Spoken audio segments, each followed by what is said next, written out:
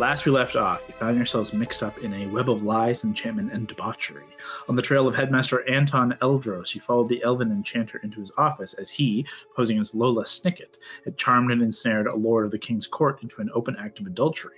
But to what ends, you did not have a chance to find out, before, out of the shadows, a cloaked vigilante joined the fray, and you all came to blows. Fighting through fog and charm, you all attempted to ensnare Eldros, but as the clanging down the hall signaled the approach of City Watch and Kingsguard, Eldros sonically shattered the arched windows and deftly fled into the courtyard below.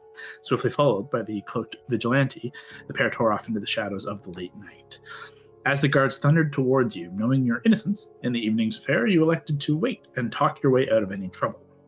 Explaining calmly and plainly what you had witnessed and disrupted, how you'd come to this lord's aid, as well as the real Lola Snicket earlier this evening. However, things did not play out so calm or plain. With the last moments before the guard would be upon you, they collided with the bumbling lord and with an unexpected brutality brought him down and put him in chains. This spawned a closer look at those who were leading this charge in your direction. You came to see the Watch and the Kingsguard were being led here by Lord Commander Warren Algaros, head of the Arcana class, alongside a Dwarven companion, clearly also Arcana classed. With this revelation, the situation flipped, and your talking out strategy would sooner lead to the gallows than to freedom. Thus, you ran. Fiery teleporting out of the courtyard below began the frantic escape under gunfire and intense pressure. The crane took to the roof and kept from sight, but the remaining three of you were under fire and were it not for the intervention of their cloaked spectre friend, this story may have headed in a very different direction. Thankfully, Spectre escorted you through a hidden sewer access tunnel, and by Enid's fey magic, you left no trace for the guards to follow. Stunned, disheartened, bloodied, and scared, you all find yourselves now back in your rooms in the Red Lion. And all four together, that's where we're going to begin again tonight. We can either pick up that night or jump ahead long rest. Either or is fine with me. One point of establishing, just for setting the scene, had you pictured you guys having 2 rooms and we're splitting 2 and 2, 4 different rooms, 3 rooms, 1 room? I always envision bunking up with Nettie. Yeah, I think we paid for 2 rooms. There would be double occupancy in most of the rooms. Yeah. So easy to do. So, with that being said then, do you join in one of those rooms? Do you take one of the common areas of the tavern? It's a 3 story tavern. There's a main entryway that is a classic tavern. There's a secondary level that is more kind of balcony and kind of shadowy table, and an upper level that is much the same, but the further and further you get, kind of the shadowier it gets, and more for quiet, reserved conversation. But then off of each of these second and third floors are rooms and things for you guys to go and stay in. So where do we find yourselves? I mean, I would say for Augustus, he has felt like he's never done anything actually wrong in his life. Like, he's done mischief a lot, but I think he's so terrified of how tonight transpired. And so I would have gone straight to the room. Like, it'd be like, we can't even be seen. Like, we gotta hide in the room. I've got bullet holes in me. Like, I know I'm healed, but I got fucked up tonight. And I know Kev was coming here first, rather, to Crane. So maybe it's just we get to Kev's room and knock on the door and make sure he's there. Just for convenience sake, I think it works just as well that, DeCrane, you got here maybe first, but really with the different trajectories and how each kind of team gets here, I think it would make sense for you all to arrive relatively within the same time frame. So maybe DeCrane is here first and is gathering things from their room, but with your perceptions, you're able to hear movement in the room and find out that all 4 of you are once again reconnected. I'll be in the common area probably. Just pondering, thinking. When we get in there, I'm just going to be like, all 4 of us are in there now. What happened? What? Aren't guards in kings and people supposed to be helpful. Why did they just start shooting at it? We didn't do anything wrong. Well, apparently they think we did. What are we gonna do? DeCrane, did you know when you ran out the room and were like, it's bad, we should, like... Andy, we're just bunnies from a farm. I don't know what we're supposed to do now. That was insane. I think Andy's... Oh, sorry, go ahead. Go ahead, DeCrane. No, I was just saying, you don't mess around with these people. Whether we did something wrong or not, we're trapped. And we got to figure out a way of getting out because we're not going to be able to take them down. At least alone. Andy, are you okay? You were quiet this whole walk here. I think she's just like sitting, leaning against the wall, and just like, yeah, completely quiet, which is not normal for her. Just very zoned out. Like, obviously, probably has been silently crying. I think seeing that, wanting to respect your space, I think just Ray will kind of just float over to you and maybe just be near you, but I'll turn back to DeCrane and Enid. Well, I think DeCrane, we can't go anywhere tonight. The guards are going to be patrolling the city and looking for people escaping, so I think, DeCrane, you're right that we should lay low. Maybe we can get some more information. Maybe it's a good idea. Maybe we should contact the Immortal Man. I mean, he was there tonight. He probably knows something crazy's happened. Even if to tell him that we're okay and not gonna tell everyone about the Alliance. Where would we find him, though? I can't do it tonight because I used it to talk, but my ring, our rings, we could do a broadcast to everyone and say something, and we could kind of be coded, but... Or we know a way in through that dragon's mouth to the, it's not the sanctum, what's it called? The Nexus. The Nexus. We know a secret way to the Nexus, so we could try tomorrow. You could also, like, the ring does work for just one person. So you could just send him a Well, I message. guess that's true, yeah. You can target a single individual. You know, I was also just thinking, you could just target it to one person with the ring instead of just broadcasting it to everybody. Looks at Andy back. DeCrane, well, I think this is part of the problem. DeCrane, you're pretty recognizable because you got crazy hair, which I really like. And Nettie and I are bunny rabbits. We haven't seen a lot of bunny rabbits here. Oh, someone will recognize us immediately. We'll buy a bunch of cloaks. That's what I'm thinking. But look over at Comatose Andy and then back. I think tomorrow morning, maybe if Andy's feeling better, she could get some disguise stuff for us. That's maybe. I think we're gonna need something for our face too. Maybe like we can hide these, but like we could try and put them underneath a hat, maybe tie them together, and then maybe a mask. Yeah. DeCrane, I think you're gonna need a hat because your hair's so iconic.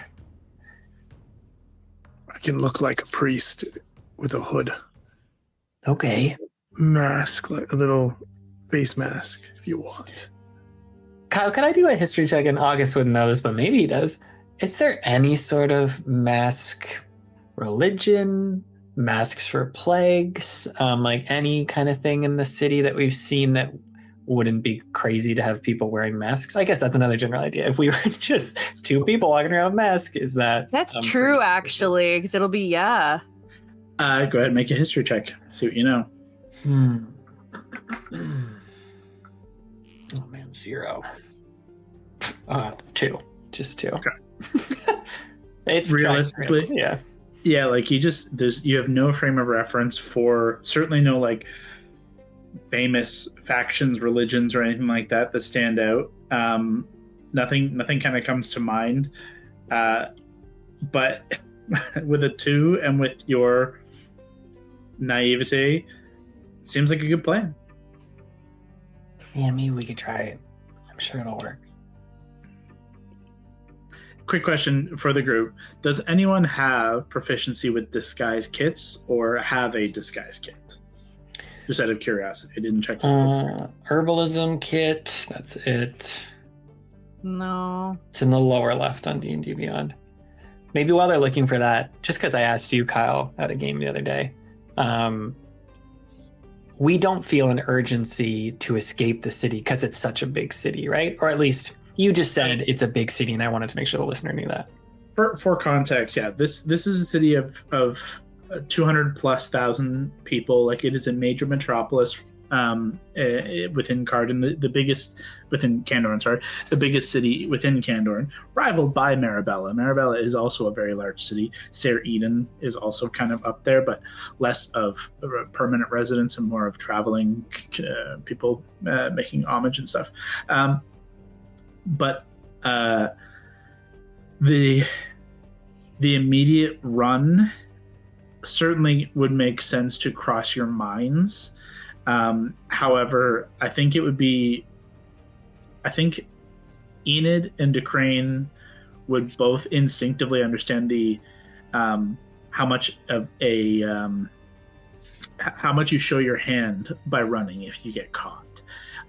Whereas you look a lot guiltier if you run rather than if you hide. And it is for two people, Harangons such as yourselves, being able to kind of hide at literally the height that you are, able to mingle and hide within a crowd much easier. It's not so outlandish to try and remain hidden and travel within the city.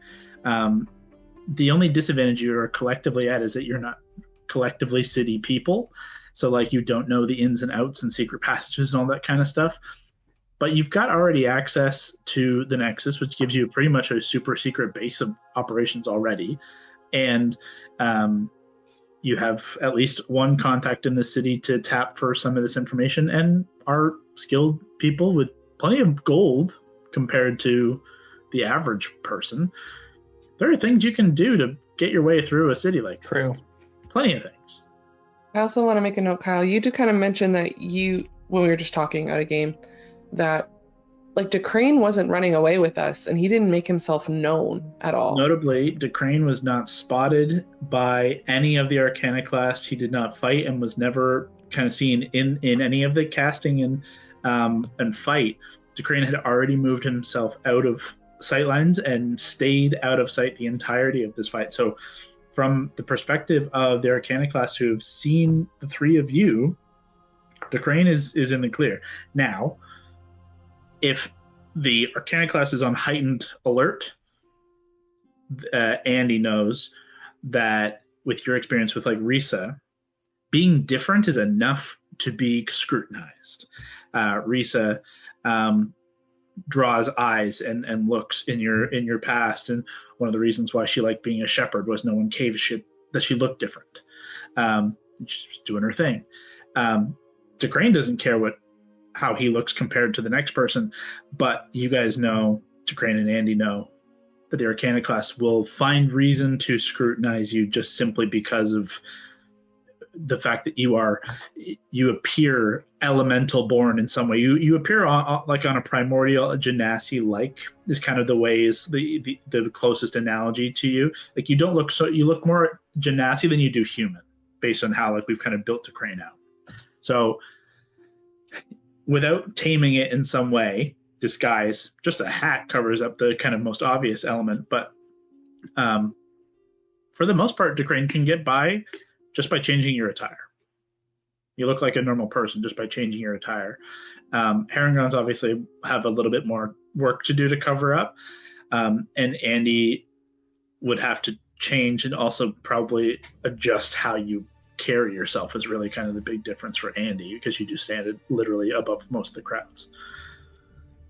But it's really not so outlandish.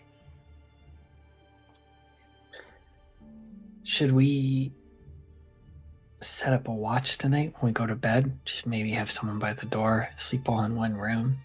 Can watch. I forgot. You don't really like sleep, do you? I don't need to. I don't want it. Okay, that actually does, despite how creepy it sounded, fill me with a lot of confidence and safety. I may kill someone in the night, though. Beware. It's gone now. Yep, that's all up in smoke. Not one of you, of course. I mean, if someone comes after us, I'm not even going to ask questions. It's just...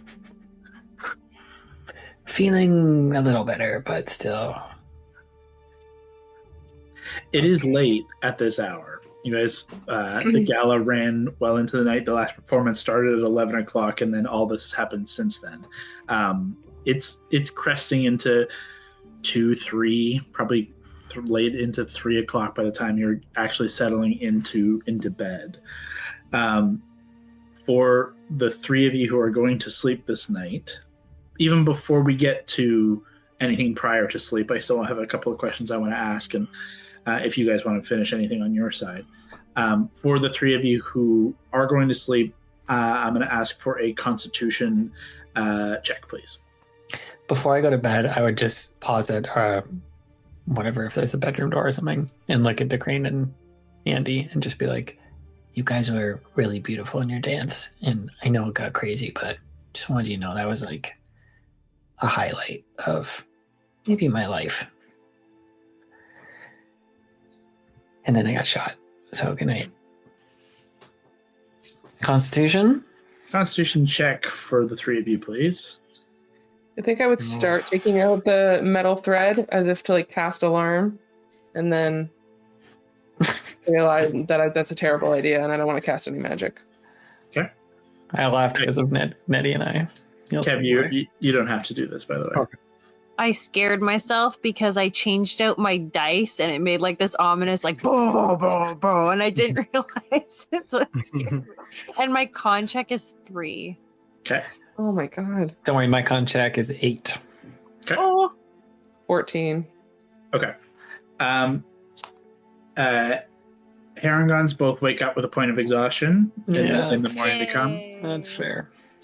Andy, you will be able to get sleep should you wish to. However, I kind of leave it to you as to whether you actually think you would sleep restfully.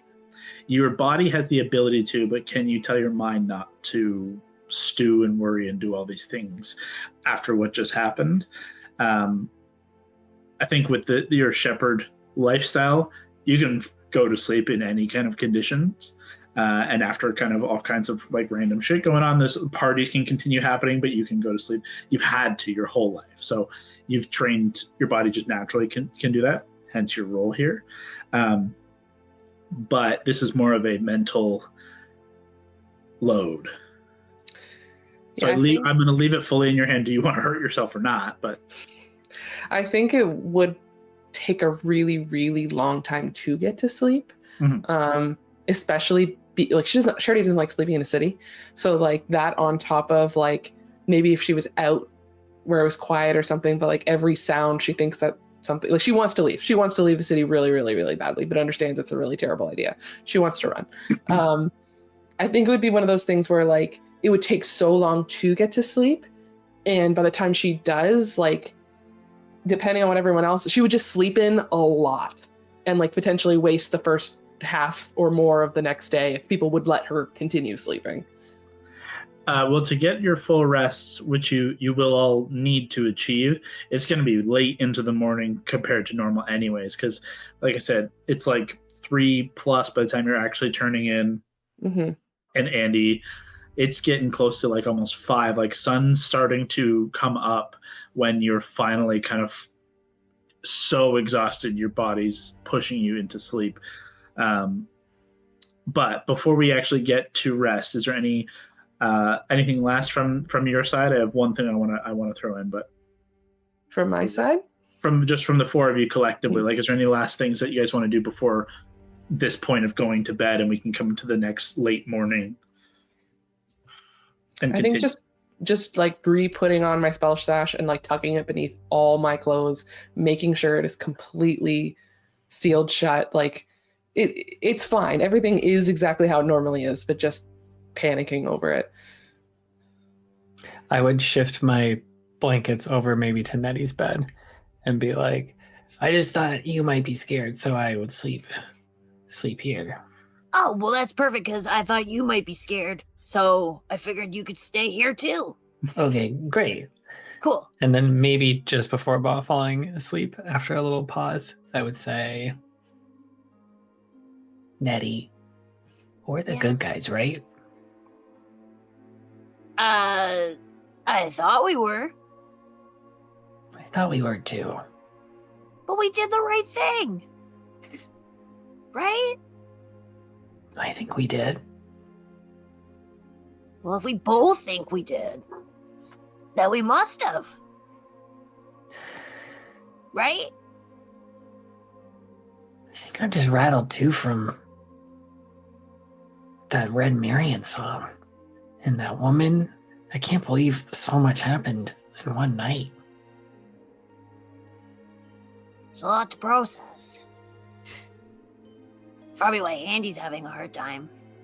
She didn't look good. I think we should be really nice to her tomorrow. Man. There was a moment where I thought the crane was gonna throw himself off that roof and try and attack every single one of those guards. Well, that's silly. He would have died. He would have straight up died for sure. Right? They would have gotten him instantly. He's cool and all, but he has his limits. I think we just need to be really careful now in this city. Yeah. And don't get shot again. Okay? Yeah. I don't recommend it. Thanks for carrying me for most of that. I wouldn't have left you there. I would have gone down with you. Don't say that. I would have. I can't live without you. You're my brother. Well, then neither of us are going down. We're gonna fight to the end. If that's what we're doing. I'll just boop your forehead with my forehead. Okay, now stop talking to me. I gotta sleep. Okay, good night. Good night. Duquesne, can you turn me a perception check, please? Duquesne just hears our entire conversation. 15. Yeah, that was not so quiet. You're on watch. You heard that whole conversation, including the parts where they definitely thought you would die. Well, we thought it was very brave. And kind of cool. But kind of cool. Can I ask a clarifying question, Kyle? Okay. For exhaustion, are we playing new rules with that too? Yeah. So it'd be a -1 to any of your checks and whatever. -2 now. Oh, it's 2 times the point. Yes. So yeah, if you hadn't encountered these new rules yet, now instead of it being disadvantaged on ability checks, it's going to be a -2 to any D20 tests and a -5 to speed. Okay. So you and me, Al, have that. Where's my 2024? So we'll just subtract 2 from anything we roll. Okay.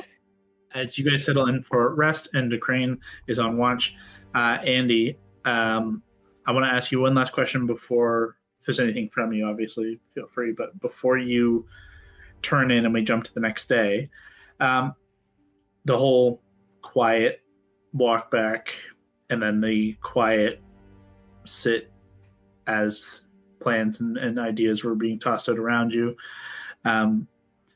Is there a memory? Is there a moment from your past or anything that is lingering in your mind as in the wake of what just happened?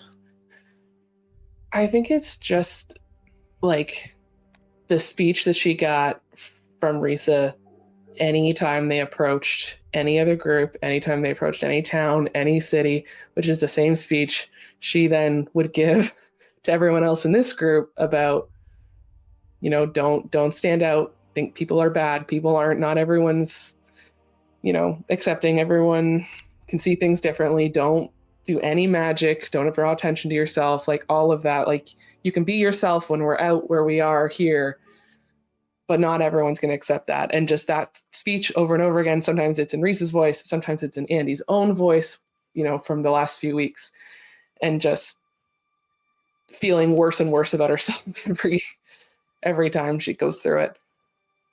I think the visual side of it is as you're just like playing back how many of these conversations have come up, and why it's been so drilled into your head. You remember so vividly so much about Risa.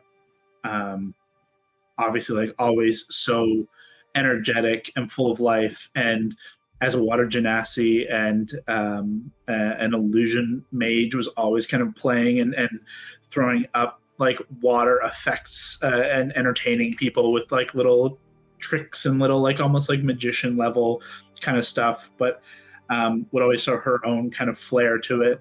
Never with like a everyone come and watch me, but just if one person happened to see, she would do a little thing just to make them smile. That like energy and life was one of the things that made you connect with her so much.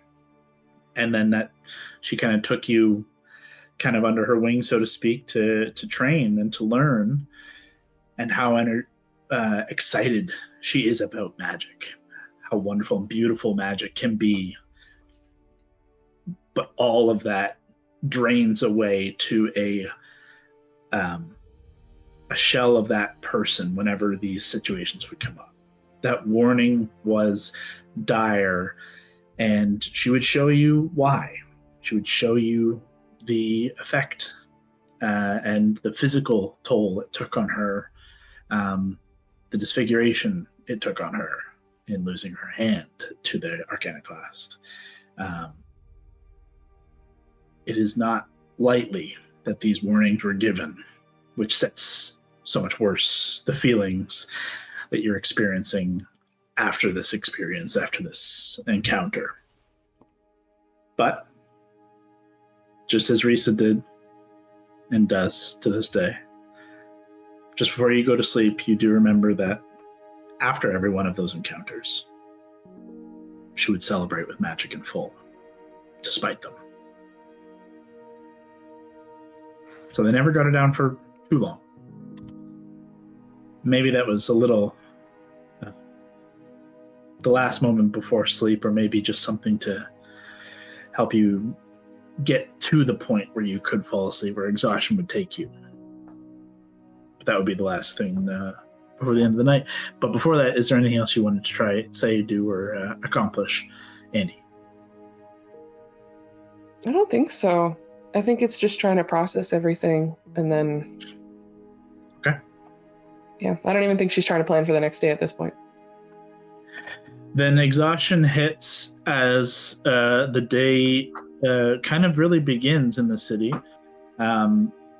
The crew here, for the most part, sleeps through the better part of the morning and almost into the early afternoon,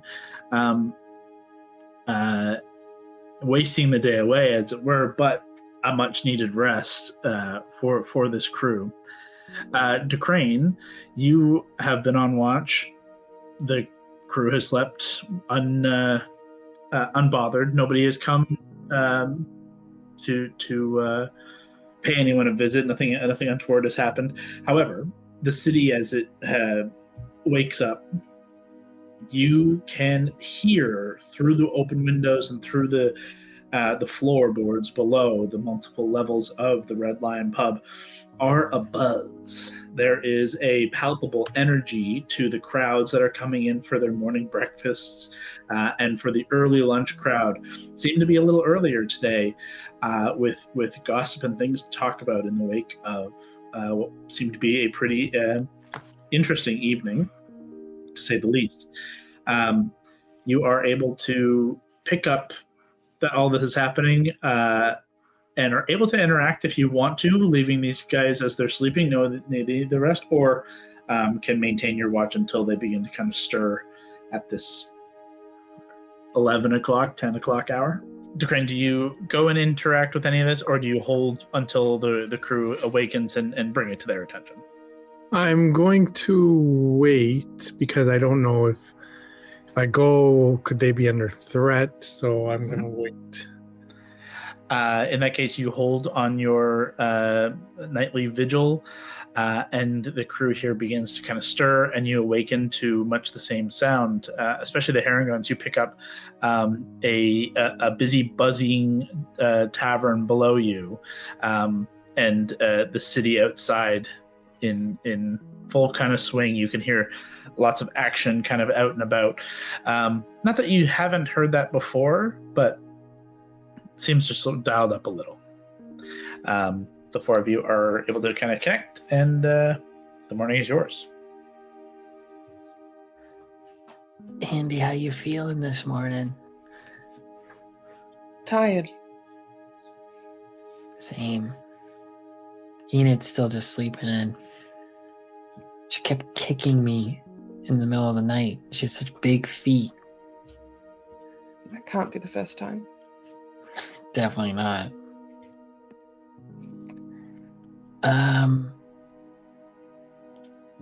Crane, do you think you could bring us up some food, maybe? I don't know if we should go down to the... I could, but there seems to be something happening in the city that we should investigate. Maybe we should get disguises for me and Nettie first, and then we could go get Let's get going, though. It's already late. I was tired. I got shot yesterday. That is unacceptable. I gotta feel the same. You can recover when you're dead. I guess. There's a joke there. You give off real undead vibes. Okay, I mean, if we find fabric or something, I can probably put something together for you. I'll tailor it if it's too big. Andy, do you know of anyone who wears masks like when they travel, or would we look really out of place if should we just wear our hoods up? I mean, it's winter. Scarves. Okay. Maybe we just bundle up. We don't really have cold weather gear. Yeah, we bought some. We do, I guess, when we went to that one place. You also got some knitted stuff from your mom's. Yeah. I did get knitted stuff from my mom's. Was it a hat? I think a hat with ear holes and a scarf. Or was it a mitten. scarf? Okay. I don't remember. I got it in my notes. I'll find it. But the ear holes are going to be not that helpful in this instance. Ludomir's advice to us, be vigilant. It's almost like Kyle was trying to warn us weeks ago. No. Okay. Slowly and carefully, you all begin to make your way out kind of timidly into the tavern below. I would like you all to make a perception check for me. I'll also allow insight if you wish. Okay. Perception -2. Oh, and Andy rolled importance. I did. I sent them to you. 4 and 6, 10. 10. Okay. 21 for me, subtracting. Jesus. 15 for me. 8 plus 2 minus 2. 8. Yeah, 8 makes sense. You're still in your own head more than in the world. DeCrane, focus more on the task at hand than on what you're seeing in the tavern around you as you guys begin to descend. As you kind of come down through the levels, you do have to make your way down to like the bottom level to get any food if you are planning to have breakfast before heading out to pick up your various things for disguises and elements if that's what you're going to do. So you have to go all the way down to the main kind of floor. As you're going down, every table is full with people talking, sharing gossip and back and forth, and you can see on every table and strewn about the floor are dozens of these double-sided print papers, like a newspaper flyer kind of situation, little long, like a double-page spread flyer. You quickly read their issues of the Chronicle, and there are multiple issues or multiple versions put out by the same paper, or at least under the same banner, so to speak. Augustus, as the one with the highest perception here and keeping an eye out and looking for all manner of intrigue as you're making your way down below. Nobody seems interested in any of you. They are fully invested in what is in these pages, and you're reading some sensational headlines as you're making your way down the layers and hearing the overheard kind of rumor and the rumor mill in full swing. Bewitched, betrothed lord claims starlet's lips laced with witchcraft. Prince to be ensnared by college enchantress. Princess scorned as lordlings tryst paraded on stage. All of these very salacious kind of headlines are being talked about, and nobody who is in the Red Lion pub, other than yourselves, could have attended the gala. It's just not the same clientele. So the kind of general populace is taking, this is the first time they're hearing any of this. This is the only kind of lead into this story they have. So it's kind of an interesting flip side to be on. With your role, one of the headlines that does kind of drop a little sink in your stomach reads, "Suicide of young starlet follows dramatic gala performance." Oh, fuck. Strings unravel as Carlisle betrays betrothed on stage. Fuck. There is a bit of a sink in your stomach at that headline. What that entirely means, you can obviously wager a guess, but When did we last see her? She was running to like off stage? No, because she wasn't even on stage because it was she Eldros. screamed at us and we left her room. Fuck. And then it was pretend her on stage. Mm-hmm. Yeah, it's not like he was wearing her skin or anything creepy, just a disguise.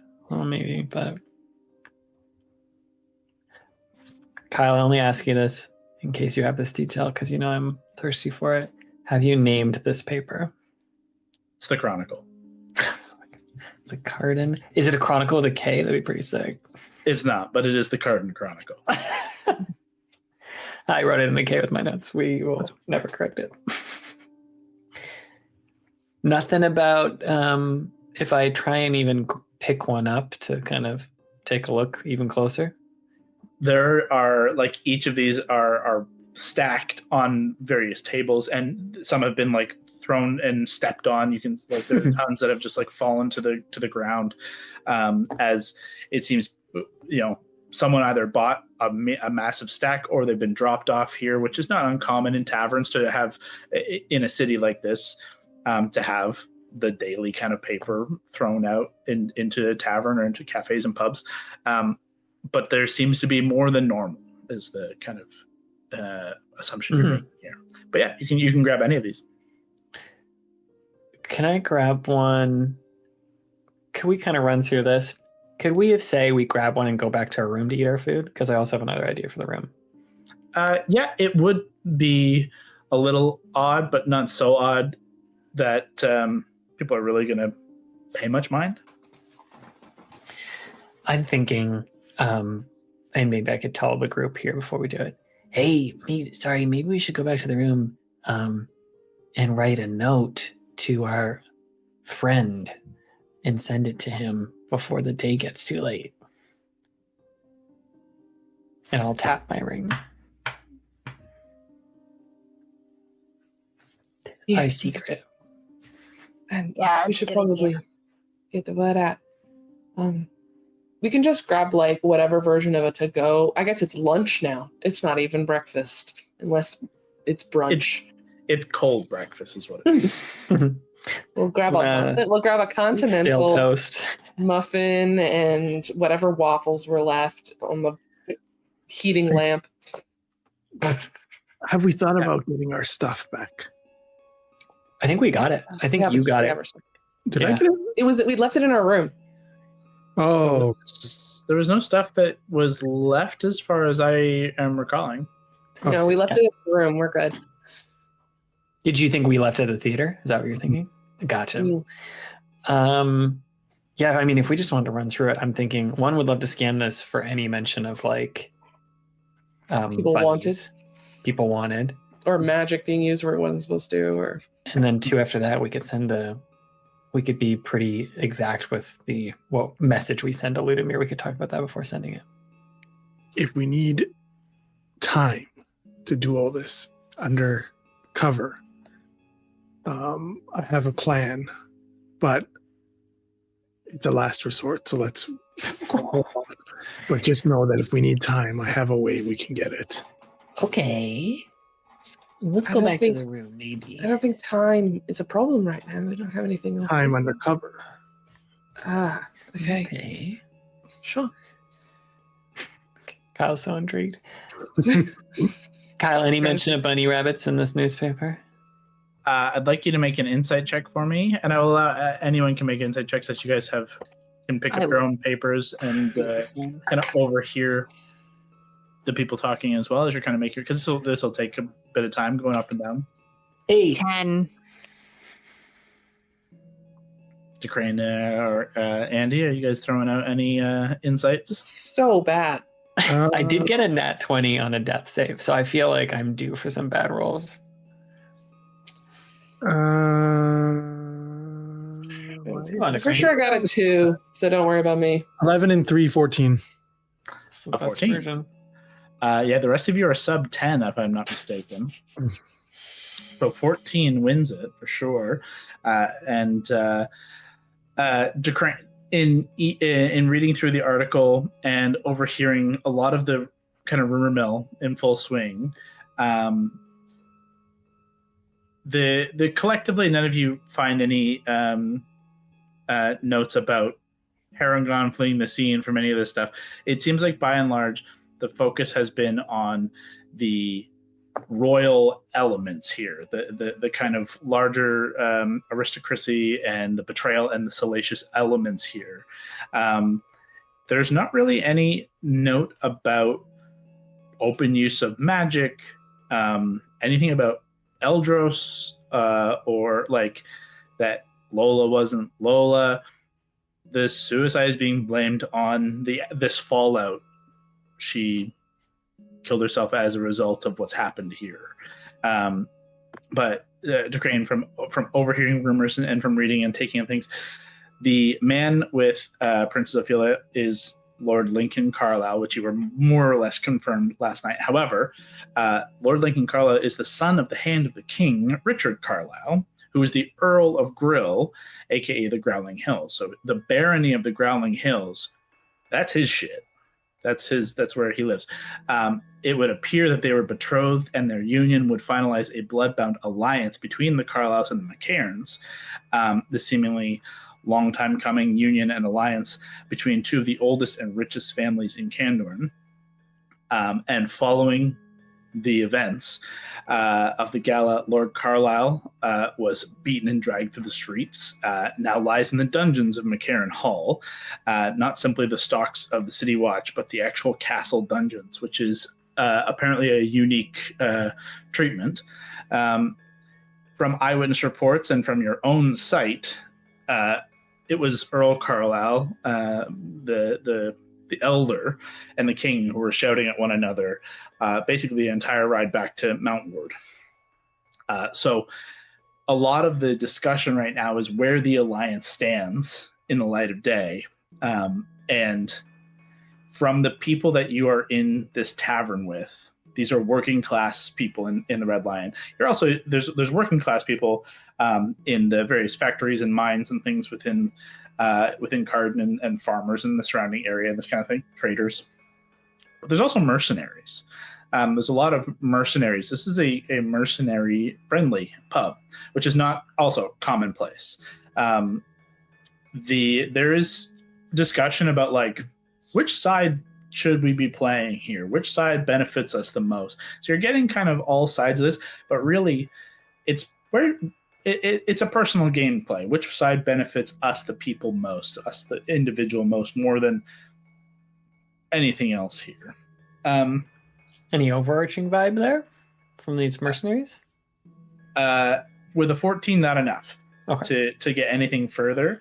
The last element that DeCrane you do pick up And it's not in, there's 5 or 6 different issues of this story.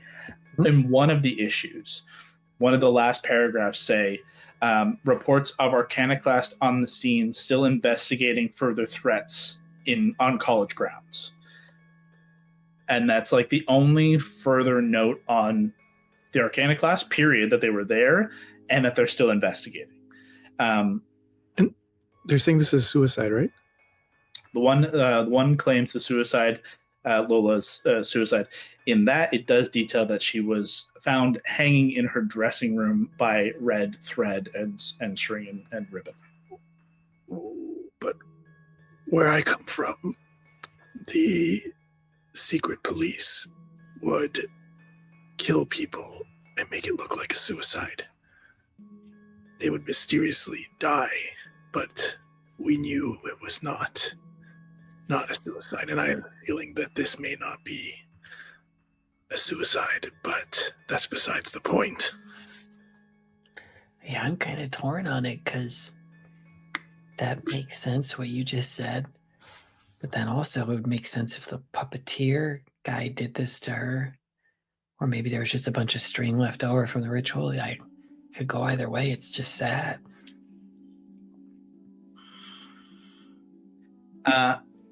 I just want one last check from Andy, specifically a history check.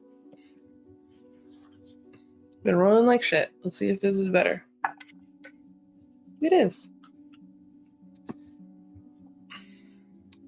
Plus history -2. Yep. So 25 minus 2, 23. Damn.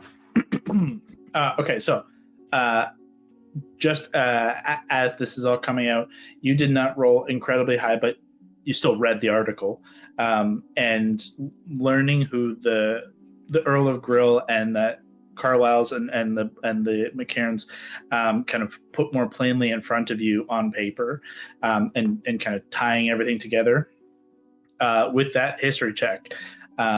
You definitely know that the Earl of Grill has long had the ear of the king, and the McCairn family in general. Their histories are long intertwined, but specifically on a financial level. Despite the decline of Grill and the rise of Karden, the Carlisles have thrived financially, and the McCairns have long held the seat of the capital. Lord Richard, as in the Baron Earl Carlisle, was married to the king's sister Idalia, who disappeared 3 years ago under suspicions of all kinds of things, but they've never been confirmed as to what happened. And following her disappearance, he moved to Karden full-time, leaving his son Lincoln in charge as the Baron of Grill, despite the populace needing real leadership and proper coin.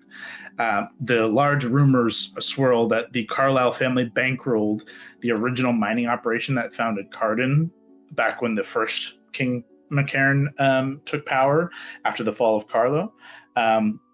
They were unable to repay their debts and have since made it up in other ways. There's been long kind of like conspiracies between these families. So, like, sorry, the current monarchy bankrolled the mining of what the heck that material is called? So the Carlisles bankrolled the McCairns to start the mining operation, which became the foundation of Karden. Yeah. So Karden, at its inception, was a mining town, mining arcurite and other precious metals and things like that. When Carlo fell to Abaddon, the tyrant of flame, this red dragon who burned the former capital of this province, of this kingdom. They were without a capital. They were without a king. The royal and holy bloodline of the McCairns were found in like an ancient kind of like family tree, that there was an offshoot that connected the original Carrick McCairn to Kieran. And thus this holy bloodline became how they deemed him to be king by holy bloodline connection to Kieran.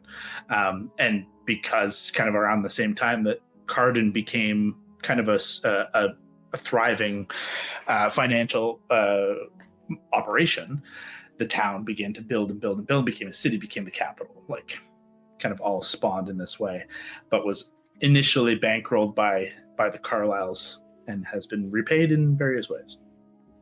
One more follow-up. Did you say Lord Richard Carlyle? Mhm. Okay, Lord Richard Carlyle, and he's he's the Earl or the Baron of Grill / the Growling Hills. Grill, Grylle, is the official name, but the Growling Hills is the kind of nickname. It's the casual name for it. And he was married to the sister of the king who disappeared 3 years ago, married to Idalia McCarran. Disappeared 3 years ago. Then he moved to Karden full time. His son Lincoln took over stewardship of the seat of the Baron, and now is in the dungeons of the castle. Just feed me that lore, that sweet, sweet lore right into my veins. Sorry, that was a little bit of a tangent, but could prove interesting at some point. So, you have breakfast, you have some information, and see that the general populace is far more concerned about the salacious elements than about the magic side of things. Though, notably, still found word that the Arcanoclast are planning to investigate, or at least are beginning investigations. So still threats to be heeded. Do you guys want to message Ludomir before we leave? Yeah, let's do it. I think we need to be... like, what should we say? Like, we're okay. Because he can reply too. So we could say, like, we're okay. We're hiding out at the Red Lion. Should we meet up? Last night got crazy. We saw some stuff. I'm not sure if it's worth mentioning that we were seen as well. Yeah, I was gonna say, should we tell him that we're kind of in trouble? You should probably tell him. Gus's ears just go down a bit. How many words do we get again? 20? 25, I think Kyle said. Okay. Yeah, we can say we're okay at the Red Lion. The Arcana class saw some of us. Yeah, I mean, we can say, yeah, we were seen from a no, Augustus looked right up at them. I was from a distance. That was night. I'm not that noticeable. We can say, we were seen. We can use the word. What's the name of the puppeteer? Yeah, that's what I was thinking. Like escaped. Okay, let me count these. We're fine, 2. At the Red Lion, 3, 4, 5, 6. The Arcanoclast saw some of us. 7, 8, 9, 10, 11, 12. Fought the puppeteer. 15. He escaped. 17. He was pretending to be Layla.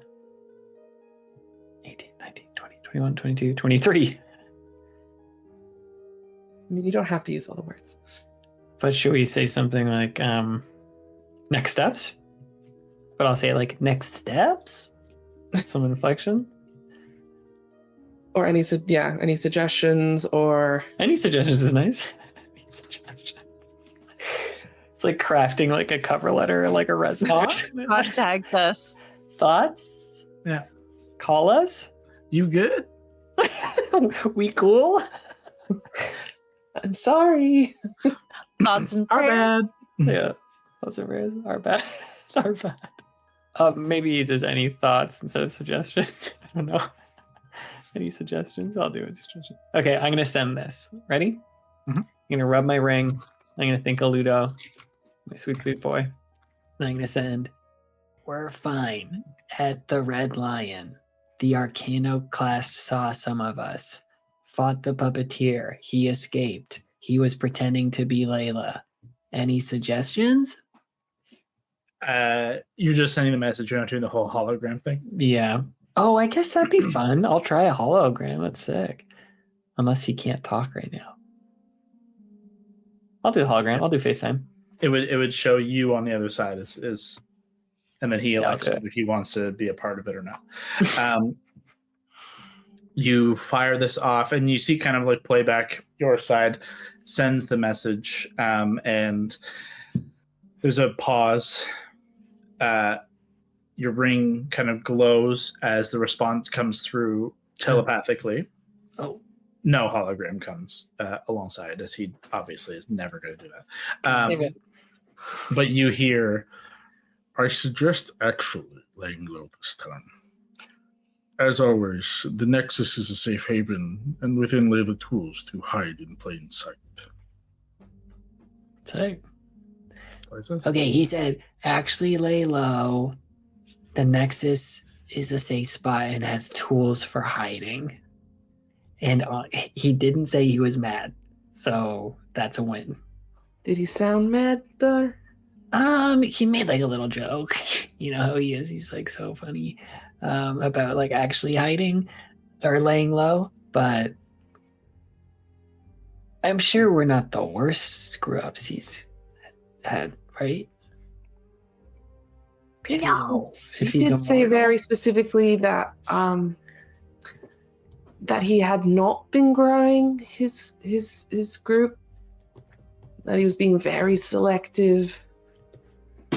We've been told that we're not very good by a lot of people. Yet we keep making it on.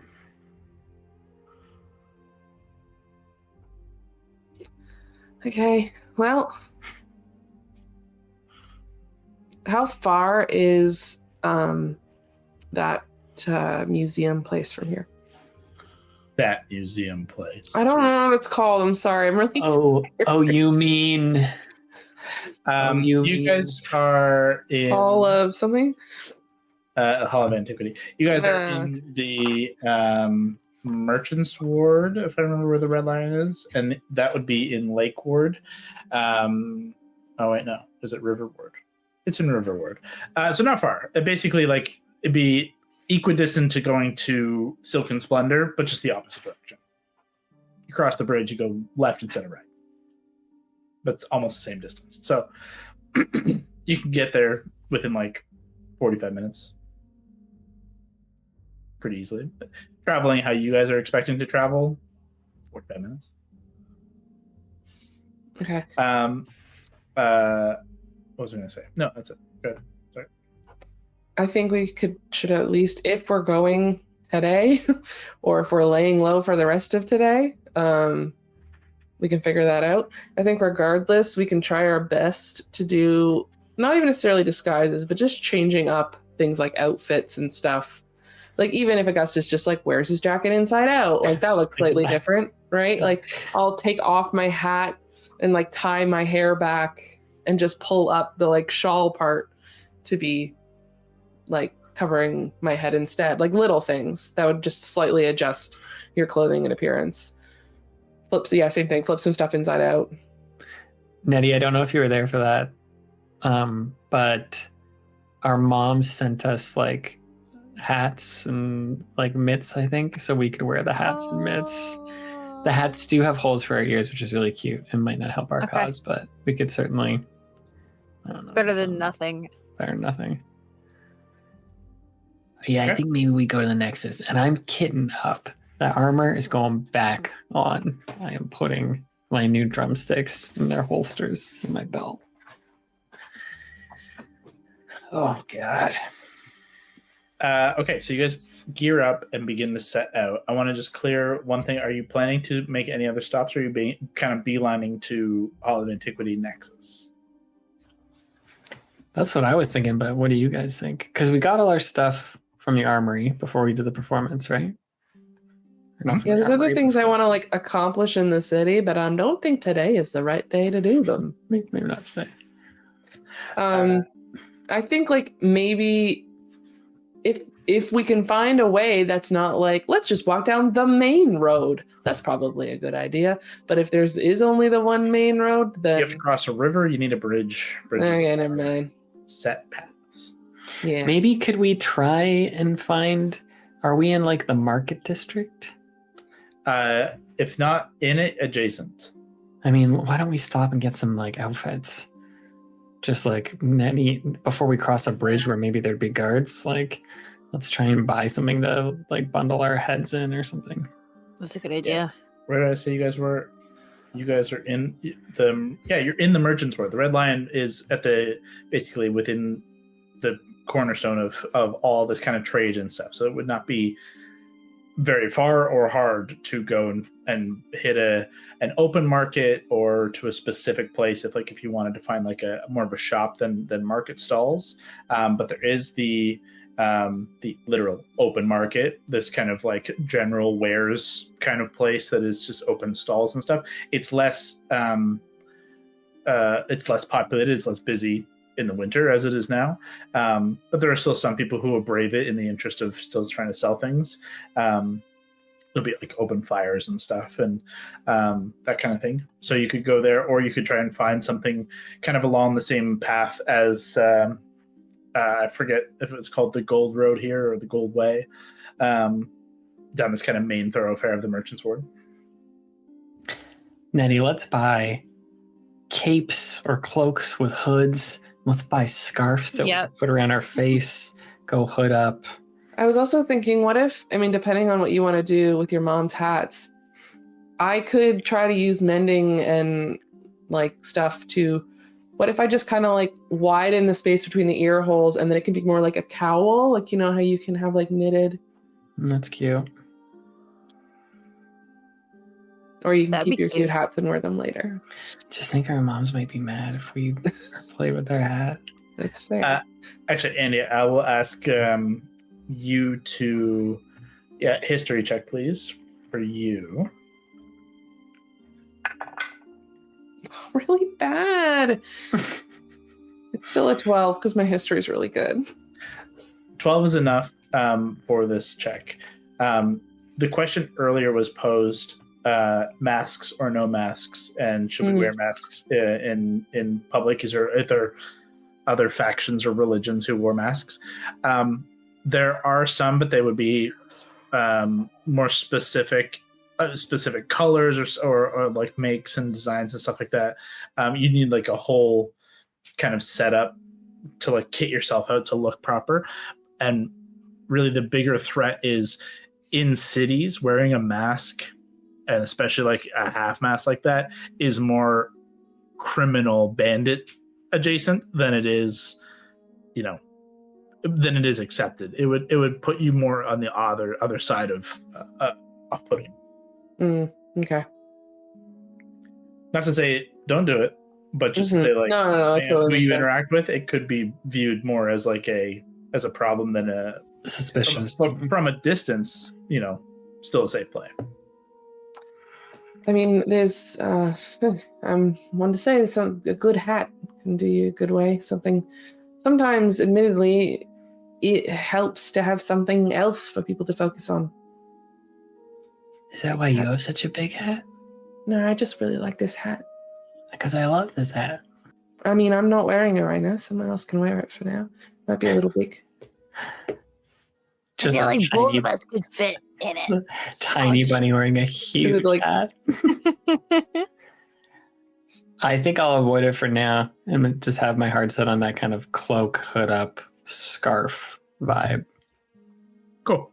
As you guys head out, and even before you head out, as you're making your way down, Augustus, I need a wisdom saving throw from you. Oh, jeez. And then... Fuck my life. 10? Actually, it might be an 8 even if I subtract from that. So yeah, an 8. Okay. That's not good. You guys begin to head out into the city streets, into the Merchant Ward, on the lookout for kind of cloaks and places that would sell just kind of cloth and hats and clothing, just kind of just general wares. It's super easy for you to find. It doesn't take long. You're in the Merchant's Ward. Like, it doesn't take you guys long to come across a place. You're not looking for anything in particular. You're looking kind of for the first things you can purchase and buy. That is kind of picked up on, and you're overcharged. And thus, it's if you're looking at like 2 cloaks, or Andy, are you jumping in on this as well? Like something more cover you up, or? I think I have enough various layers of clothing that I could just switch around what layers on top, and like I can also sew some of my shit in a different orientation. Yeah. I'm not that concerned. You are overcharged, but still for the 2 Harangon for like a kind of like thicker traveling cloaks with nice like heavy hoods. Think like the Hobbits. You're getting like 8 gold with a pretty heavy. Damn, that shit is pricey. Yeah, we just got fleeced. Yeah. They do throw in like, you know, a nicer scarf, like a nice thick scarf with it, but you are definitely overcharged, though you have no clue about that. Tourists. As you guys make a couple of these purchases and pick up a couple of other things. Can I ask something, Kyle? Yeah, of course. While we're doing all this, can I ask Crane to kind of keep an eye on if anyone's watching us or like giving us weird looks or anything like that? Because I'm not good at it and I'm tired, but DeCrane's not tired, so I wanted him to do it. Mm-hmm. DeCrane, throw me a perception or investigation check, your choice. Perception. Please. 3 and 6, 9. Okay. You hang outside of the stores, keeping your eyes to the crowd, but much the same here as it was in the Red Lion. Very busy, bustling streets, flyers all about the place. People are talking excitedly. Snow is kind of faintly beginning to fall and begins to kind of pick up pace a little. And maybe as you're distracted by something or something catches your attention on the other side, but at the other side of the street, later than you would like, given the 9 you rolled, you hear some action down the street. Not action. Action makes it sound like someone's fighting. You hear some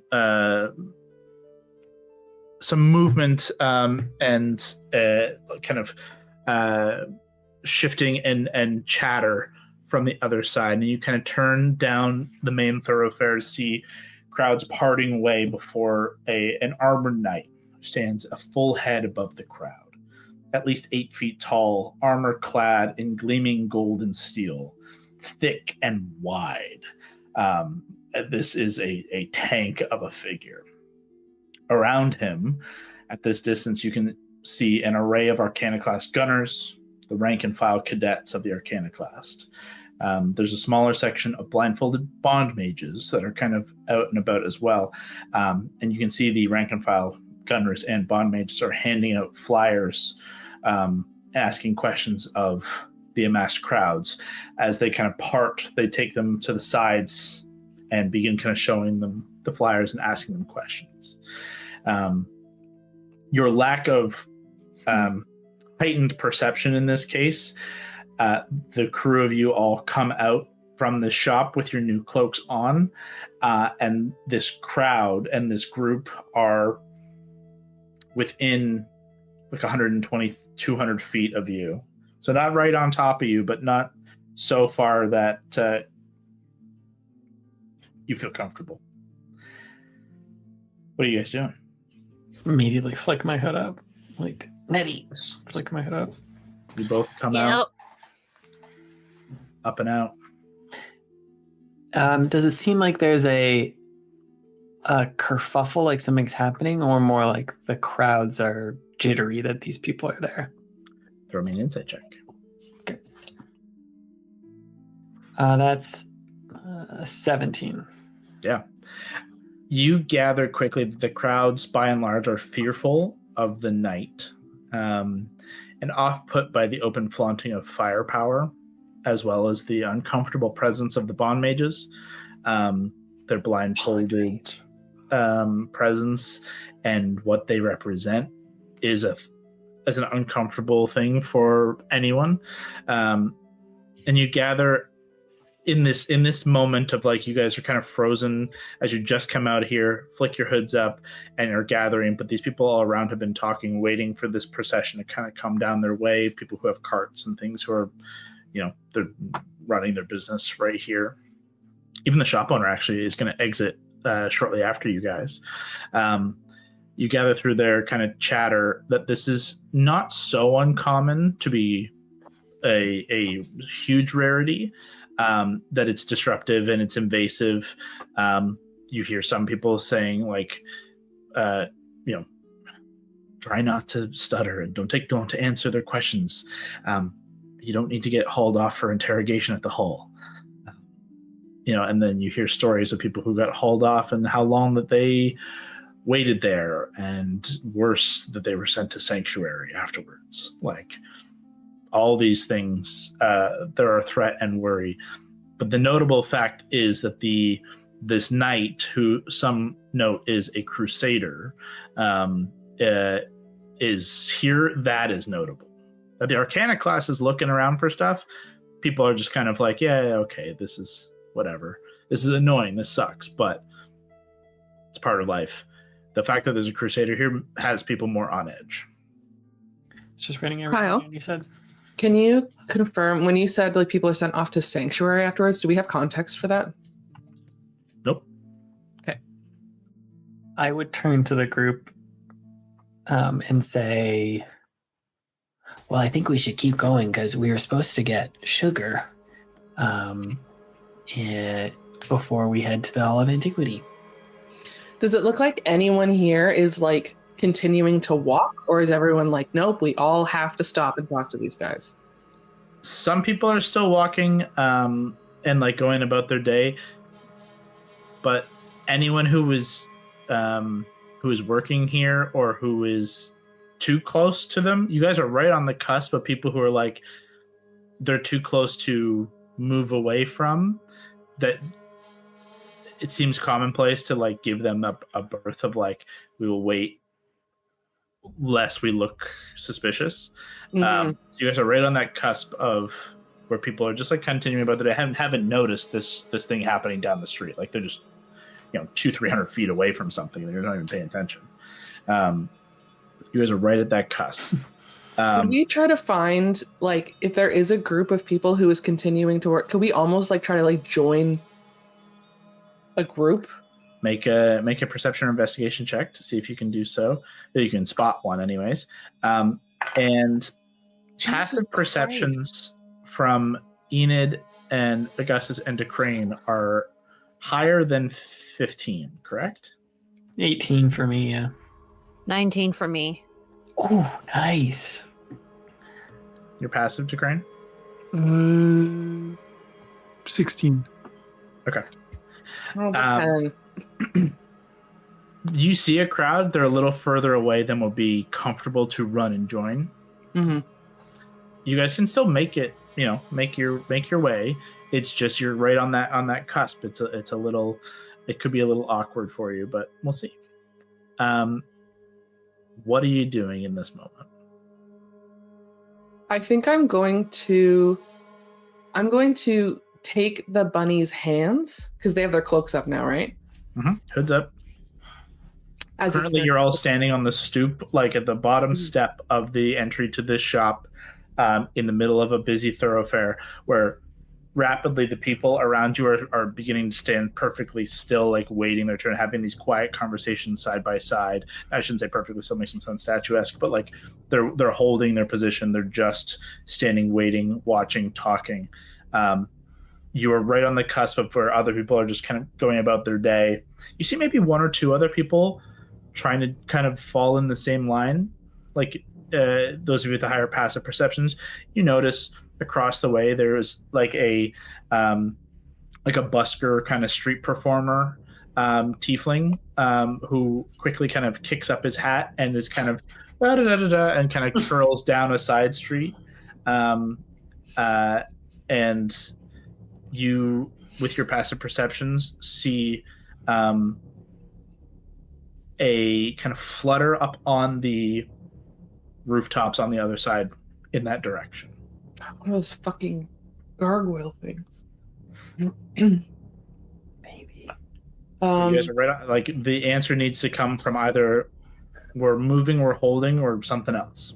Okay, I think if possible, I would kind of stoop a little lower, but in a way like I'm gonna take the bunny's hands, so if like and turn backs, so from a distance it looks like almost like a mom and her kids, and like staying crouched over, so I'm holding their hands, but also so it's like kind of changing my height and just flat out pretending I didn't notice yet. Yeah, I want to. And just start walking down the street until we find like an alley or a side street or another shop that maybe has a back door, like something to tuck down into. But as if we're just like doing shopping and being very occupied by watching two kids. Yeah. I need a group deception check, please. August would definitely go along with that. All four of you deception, please. This is my 4th 2 of the day. Oh my god. 24 minus 2, so 22.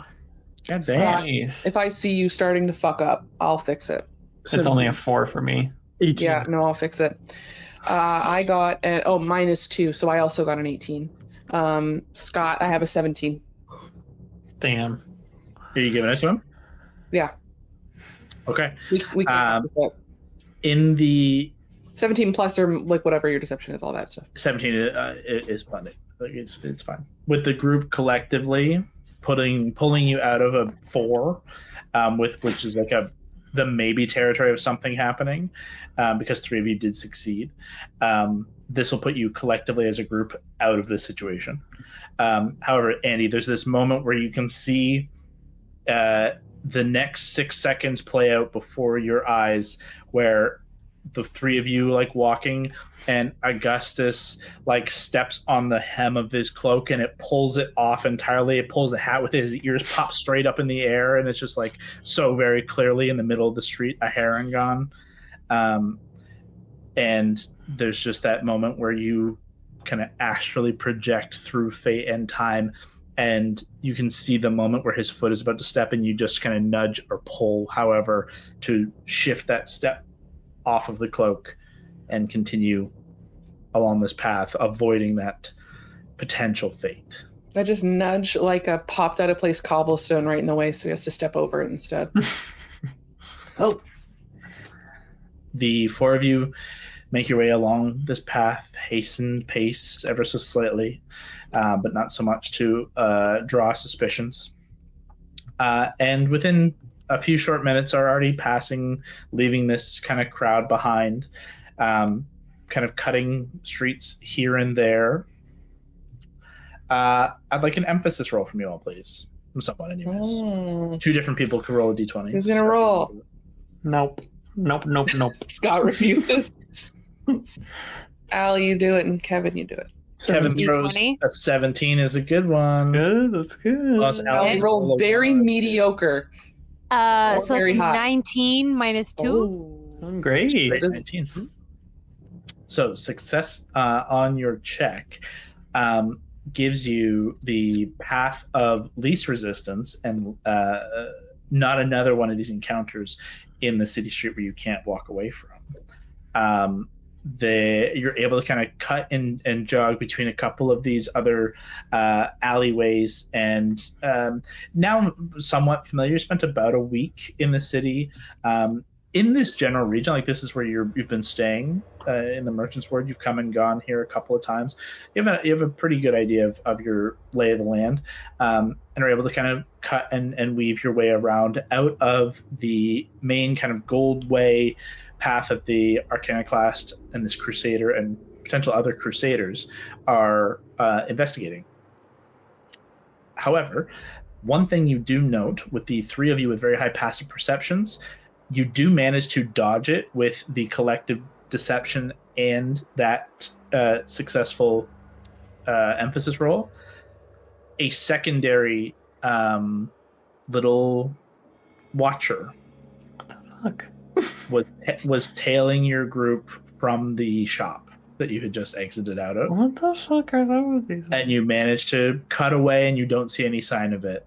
But it seemed like you had been spotted for one thing or another at some point in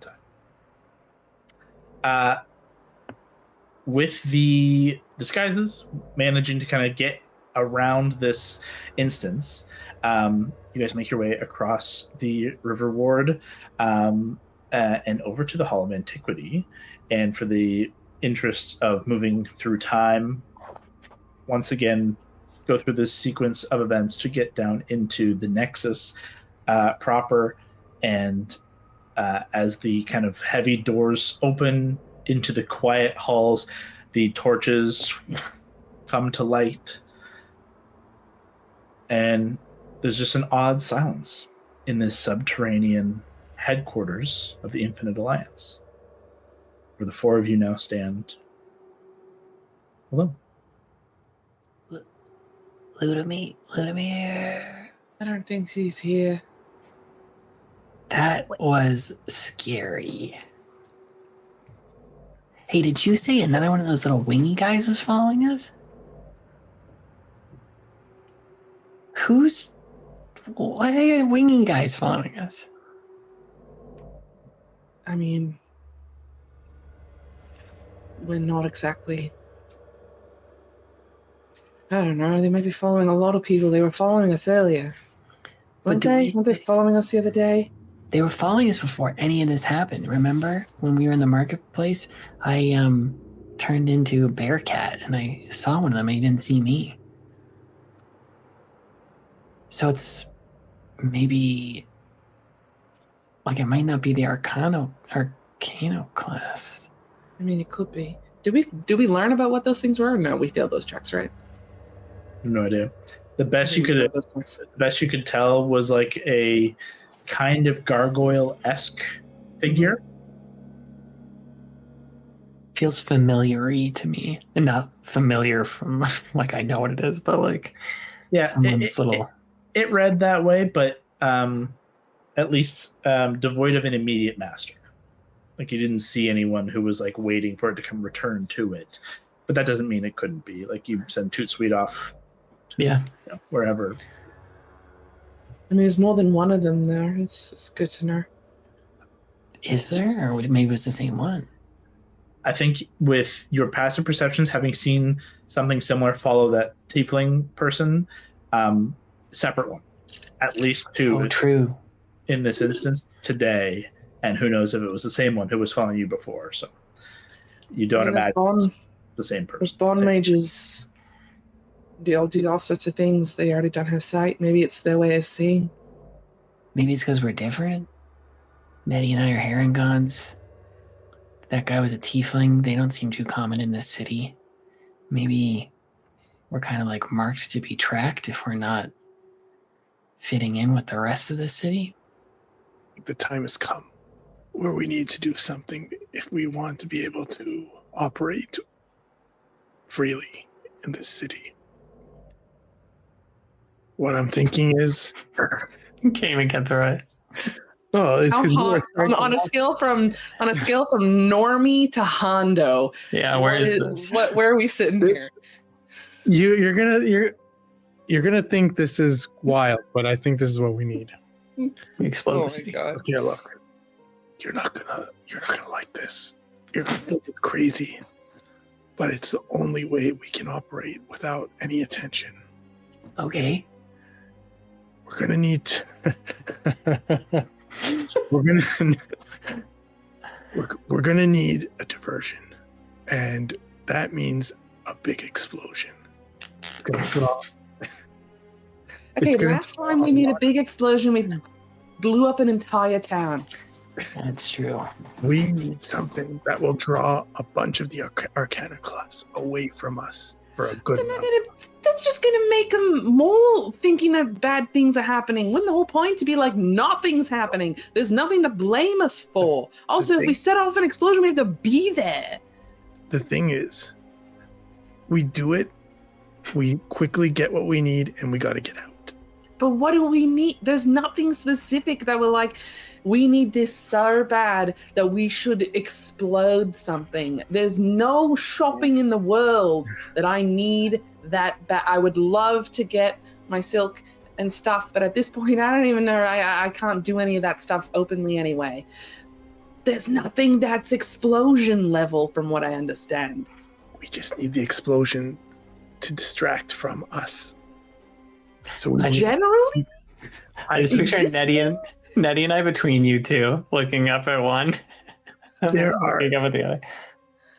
I don't know if you've noticed, but there are many poor people in this town. Many beggars.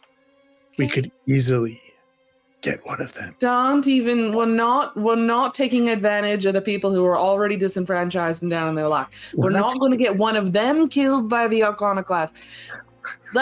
How about this?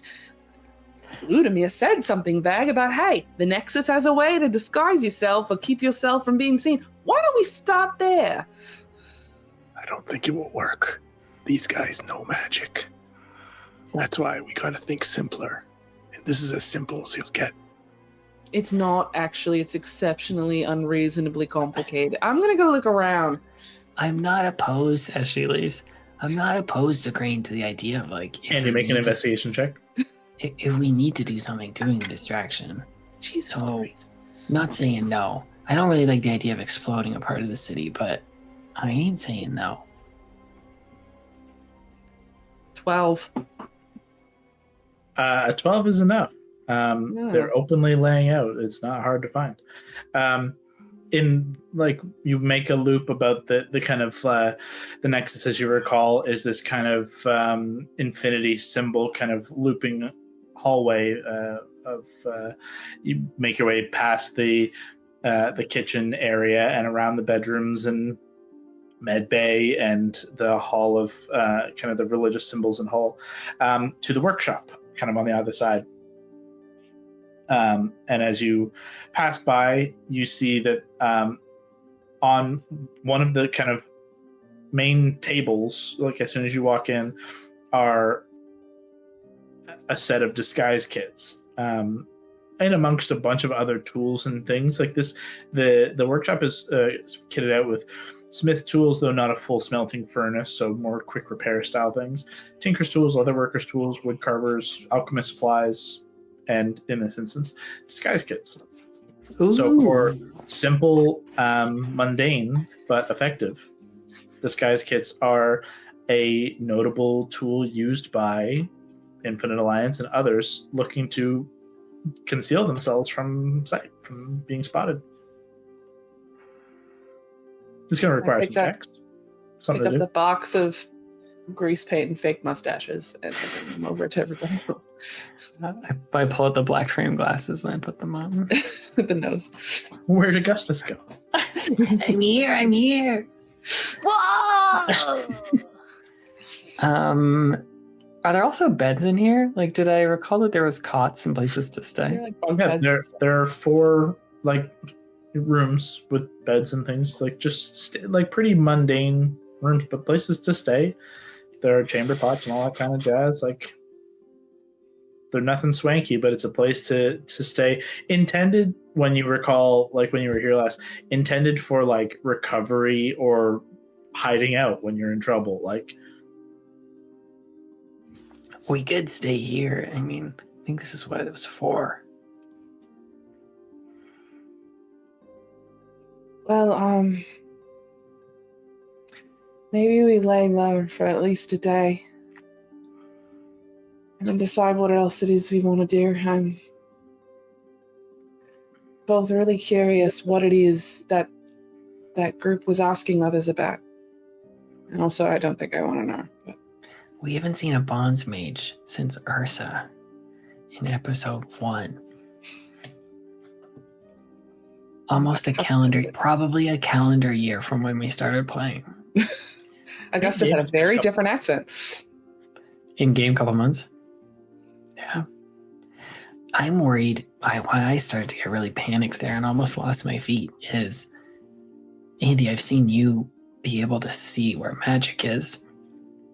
And if they had a bonds mage and they could detect magic, I mean, race magic. I've got magic flowing through me. The crane once swallowed a magic barrier, and then when we opened up his heart to perform surgery, he's got like a weird like magic like engine running him. I'm not Nettie. I resent that. Sorry, pro. And then Nettie's got magic too. I mean, it's just you've got magic, Handy. You're literally the child of prophecy. Everyone's told us. Why do you think I've always told you to? Yeah, it's a problem. Seeing a bond mage is a problem.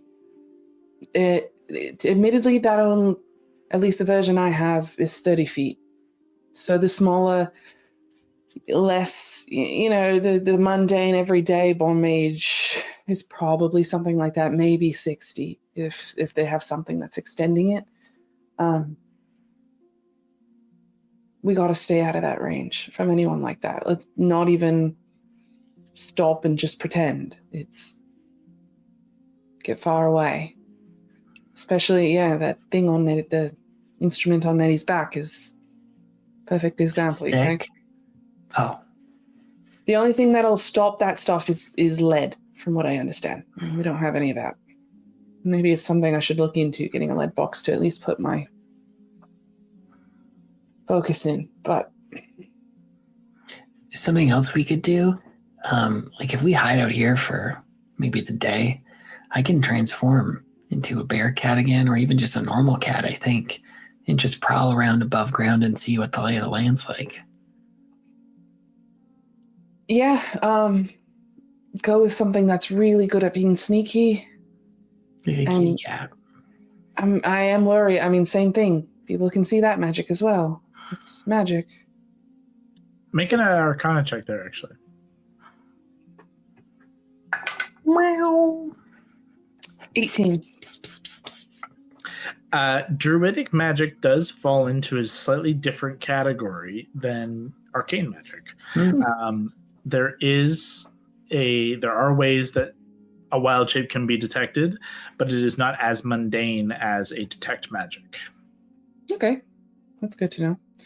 Because it is a physical transformation, it's a wild shape. It's not a spell effect. Cool. Okay. Okay, so that could work to at least eavesdrop on people. I don't love you going out by yourself. I think I'd be okay, just for a little bit. Maybe that's something you try tomorrow morning. Okay. Try to find one of these flyers that they're handing out, and I'm sure a bunch of them get hucked in alleyways and things. People, I mean, I was kind of focusing on how to get out of there, but people didn't seem generally, some of them seemed more annoyed than scared. So do you want to see if there's any rations we could whip up for dinner tonight and just hang out here? Maybe Ludomir would come by? I doubt he would, but I mean, we can. Hey, who knows? I don't know if I want to see him right now. I think you'd get proper. No, you know what? No, Ludomir's not going to yell. He's not the kind to yell. Isaac comes back. Fuck, He finds out. He's going to lay into us for. Maybe I'll fight him first. I'll get to jump on him. I don't think that's going to go well for you. No offense, but I feel. You kind of feel like the kind of person, if someone was to directly scream at you for something that you actually properly did, that it might end in tears in the wrong direction. My eyes start welling up with tears. Yeah, just saying it. No, I'm not. Okay, Wait, I mean, I'm the same way. Okay, let's just find some food. And what time? I mean, we went to bed so late and then we slept in. Like, I don't know if anyone's going to be tired or anything. We'll find some food. Literally exhausted, so. And then, that's true, we're literally exhausted. If I have any time to kill, I'll just, look at what's in, the library to try to get, You have a ton of time to kill. There's a kitchen, so it's obvious where the food is. There's rations. There are things that you're able to have food provided for you here. It's not a ton. It's not the best, but it's a meal. It's comfortable. Can Nettie and I... Oh, sorry, you keep going. No, it's fine. There are all the facilities are open and available to you, and timing wise, you're in the early to mid afternoon, so you do still have plenty of time before turning in for this night. So we can easily go through a day of just like, here are the things that you want to try and knock out. Training montage. Nettie and I V to Crane in that like sand pit where we first fought Isaac. Sure, absolutely. Just throw down with my new drumsticks. Yeah. And then I think at some point I would take out the needle. And maybe just try and put that in a safe place here. Like I know we gave one of them the rot daggers, like I recall that. If there was just a spot in the armory or something to kind of set that aside as like we should investigate this further. And I also don't want to be caught with it. If there's like anything, like I consider this like the classic store some loot here when you're playing like Baldur's Gate, like camp. Like if there's anything we don't want to be carrying around, we should just put it here. I can also take a look at that, Scott, because I haven't identified Yeah, it. that'd be good. Give you it. I don't know if there's anything worth identifying on it, but You're looking for a new magic thing. You lost the rod. Now you can get a needle. I don't want a creepy needle. You can, it's ritually all the time in the world. You can identify it if you wish to. Yeah, I would, and if there's anything else, I don't think there's anything else we picked up or found. It's clearly magical. I think it's the only thing you guys have taken from any of these encounters. If you want to go ahead and identify, I'll give you the answer, but I will also ask for an Arcana check to accompany it. I finally rolled above a 10. Sick. Well, I rolled a couple like 12s. Okay, Arcana plus 10 minus 2, 27. It is called the Puppeteer's Point. The needle is certainly magical. It's enchanted and glimmers with the school of enchantment. It is a +1 dagger, essentially. However, on a hit, when you deal damage, you can force the target to make a wisdom save versus being charmed by you for an hour. The charm effect is hinging upon a successful charm. And once it is successfully used and charms someone, it then can't be used until a long rest. So you have a 1-a-day successful charm effect applied, long rest recharge to this weapon. It's essentially a dagger, +1 dagger. But you have to stab someone to charge them. Or to charm them, sorry. To charm them, yes. You have to deal damage with this thing to charm them. The additional information you gather from this through your identify and through something element of the ritualistic casting, your time spent within and experiencing it, and knowing a little bit about the origins and elements of where it came from, it has been magically summoned or manifested rather than crafted or something like that. Its origins are also of the Fae. It is common practice of the Fae to give gifts. However, their meaning can often be lost upon those foreign to the Feywild. Some things that appear mundane or innocuous are veiled threats. Some gifts of strength or power, such as weaponry, can act as a mark of dominance over an individual. It is often seen by the receiver as partnership or friendship. However, to those who bestow it, it is not often seen that same way, and to other Fae, they recognize that. You gather that this was a magically crafted, created, summoned mark of dominance. So kind of like almost like, not to the same point, but like a warlocky kind of thing where like, oh wow, my patron gifted this to me, but it's like, no, I'm still the source of all your shit. Without tying specific to class as a good like connection, though. Yeah, not exactly a warlock, but that kind of vibe where. Yeah. Okay. Yeah. Okay. Well, at some point after I do that, I will wander back into wherever you guys are beating the shit out of each other. Sorry, what was your total on your Arcana? 27. 27 beats that other DC as well. Sorry, I was focused on this other thing. It's also cursed. Just for Yeah. I fucking knew it. I was hoping you'd say that. Oh God. I wouldn't want anyone to use it anyway because I do I not was tempted to use it until that curse thing happened. Andy is like super not for any kind of charm or any control over anyone else. That is not her shit. Scary. I need to pull up the specific one here. Tell you what it does. Maybe the curse is cool. Aren't you all shocked that Kev has never had a cursed weapon? Has he had a cursed weapon yet? Technically, the Gambler's Blade is cursed. Yeah. He could never unattune from it. That was the problem.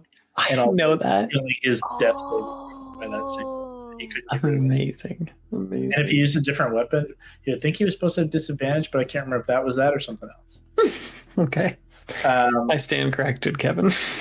He never told any of us that until like the end of the game.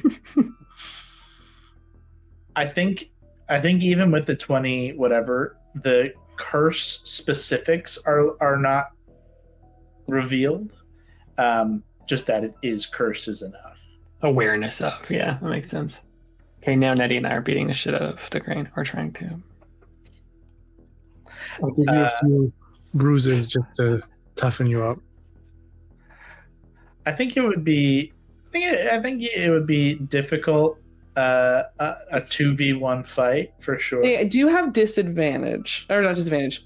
They have That's not the rules. They are exhausted.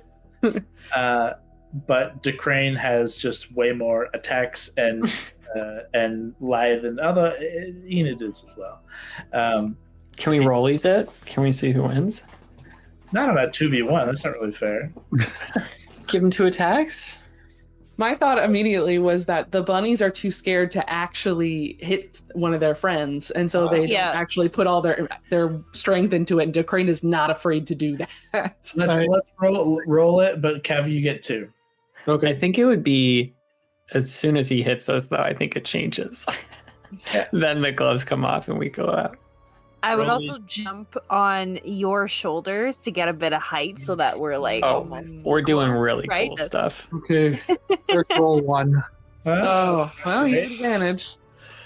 Well, not advantage, but I'm rolling just 2 different ones. So 17. 17. Okay. Should I roll one? Sure. Oh, I think that's a 6. Yeah, it was like 16 and it's a 6. So 4 minus 2. Okay. Come on, Nettie. Beat the shit out of him. You got this. 13 minus 2, so 11. Are these modifiers or are these This is just a straight roll. But we just have this minus 2 thing. Yeah, because we're exhausted. Yeah. So you guys get some early licks in with the 1, and like you feel real confident, and then DeCrane lets you fucking have it. Just pick myself up bloody off the ground, bloody lip. I mean, Kev, you can describe what you would do after getting like caught a couple of good shots from them, how you would play that out, but you have basically the full wherewithal to let them have it and knock them around and show them your strength. Can we describe how we get you first? Yeah, you do that. Okay, Ali, I think we do a lot of cool combos and stuff. I think I come in drumsticks, never used these things before. Just give you a couple good whacks to the ribs, and then maybe boost Ali for one of her attacks. So like jump off the back. At some point, there's a double kick that we both give. It's pretty cool looking. Yeah, it does kick you into one of the pillars, like would knock the wind out of you if you needed to breathe. But it does just like you end up spitting out some blood, and like it is. It was a surprise. How do you finish this fight? Are they? They're not on one on top of the other, right? No. Okay.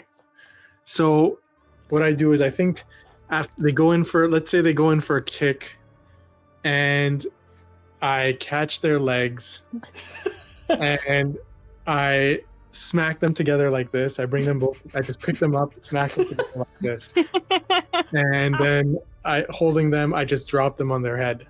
Oh. I think it's a super cool moment after you guys get this like series of hits in like this cool combos, and you like jump up, starburst behind you, both kicks out, ready to fucking slam, and the crane just so easily just whack. My favorite thing is that you guys obviously took many, many minutes to be like, yeah, we're doing these cool moves, we're putting it, and he took it took one thing. Yeah. Jason Bourne does. He's just so cool. But you have the confidence that you did get some really good hits on. Like he was like trying to defend, like, but you got good hits on him. I feel like we're getting a little better. You're getting much better. Oh, we definitely are. You need to fight like I was going to kill you. That's the only way you'll see your true fighting ability. Okay. Just pick myself up off the ground. Can that be it for now, though? Not right now, but always fight like they Sheath, want to die. sheath my drumsticks. Oh my god, okay. Okay, so Andy, you were looking for something before, or did you just go looking for the disguise kit? I more said like in the evening, maybe I'd like try to see what other books there were, but I'm now changing my mind and thinking that maybe instead I'll try to like finish or work on finishing that Watchers book that I had. Mm-hmm. Sure. Finish something before I start something new. Yeah. Not even like for anything like in particular. Let me know if there's any main notes, but mostly just trying to like learn about, because we know at some point that we've been tasked with finding them in the city. Mm-hmm. So learning what kind of places they would normally stay at, what kind of people they are, because they're secret. We're no one's supposed to know where they are. Yeah. Throw me an investigation check. See if you can find anything kind of reading between the lines beyond what is just written there plainly. Not good. Oh wait, only +2, so that's a 12. Okay. So the you finish reading the book as the day turns to night, and this is Eritology of the Redeemer, if I remember correctly. You gather like the tenets of the Watchers, and you gather their kind of core of who they are and what they are: clandestine, outcast type people, followers of Eros, the unseen yet forever vigilant, watching and waiting for the otherworldly and supernatural threats of the world. That is their kind of purview. They specialize in the kind of like warding. That was that other book that you had, was more about the guards and wards kind of situation. That falls more into the exile territory, that like prison plane element. And all of this is tying back to the knowledge that like you have been assigned from Ludomir to like make connection with the Watchers. And the connection right now is intended to kind of establish, almost to give them a heads up and a leg up that like, hey, your like old school prison plane is being fucked with. Like threats of your old days are coming back. Like we don't know what that is. But Ludomir was like, that's a problem. And if Ludomir's saying that's a problem, that's a problem. Like that who knows what that could unleash. So like it's more of a setup to like get them to take care of something, to let them know, and try and share information back your way to see how you could utilize that, how the enemy figured that out, and to establish an alliance in the future where Ludomir can't. So there's the kind of how and the why. Now in the readings that you kind of pull from Eritology of the Redeemer, you do find a little bit with the 12, not a ton, of some of their practices are broken down into kind of specializations and almost like picking some paths of specific learning to enhance their abilities and focus in kind of the areas of demonology, cryptology, supernatural perceptions, aura readings. Obviously the wards and binding elements are all there. But you don't get much more than a little bit of that. Nothing more surface level. the only other takeaway that could be of use with a 12 is Eros is a deity, is a god, and they're not exclusively a religious doctrine or faction or class, but they do primarily have this kind of religious basis in Eros's teachings, and Eros kind of granting elements of power or guidance. But it's not like everyone in there has to be religious kind of situation. It's more like they have similar beliefs, core beliefs that just happen to align with. Okay. The tenets of Eros and the Watchers align regardless of where their faith does. Okay. Is there anything in this book that's like, whether it's on the cover or anything that I remember seeing in the tower, like, do they have a symbol? Or anything that, like, a crest, anything that identifies them? The closest thing you've seen are kind of takes on the symbol of Eros, which you've seen as a shield, often with some kind of sapphire or like purple or amethyst gem embossment of some capacity. But some element of shield is more often than not, and shield and eye kind of symbolism is kind of in and around their symbols, but you've not seen this is the crest of the Watchers, like this is this. Okay. Yeah, I'll just be sitting in the bag corner where I can kind of see them out of the corner of my eye, reading my book as they beat the shit out of each other. Is there anything else the group of you wants to try and accomplish tonight before tackling the morning? I don't think so. Okay. I want to just throw out, kind of out of necessarily character, what are your collective goals right now? What do we want to try and accomplish as the as of yet unnamed group here in Karden? Like, yes, we're like taking it easy, hiding out right now, but like, to what aims, to what end are you hiding? Are you waiting? What do you want to try and accomplish? Like, we have the Watchers elements that are kind of loosely assigned with no specifics thing to get going on, but like something that you do need to accomplish.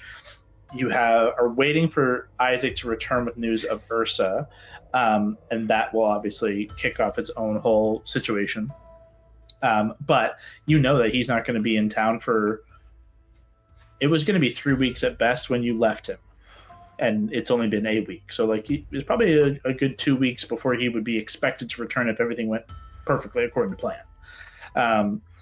So there's still a lot of time there. Like, are you satisfied where you left things off with the puppeteer, the Lola and Eldros and Red Lady, Crimson Strings situation, or do you feel like there's more there? There's still stuff that was kind of started that hasn't yet been fully looked into with the Prismic Society and the whatever Ludomir and crew are or were or have or connected to.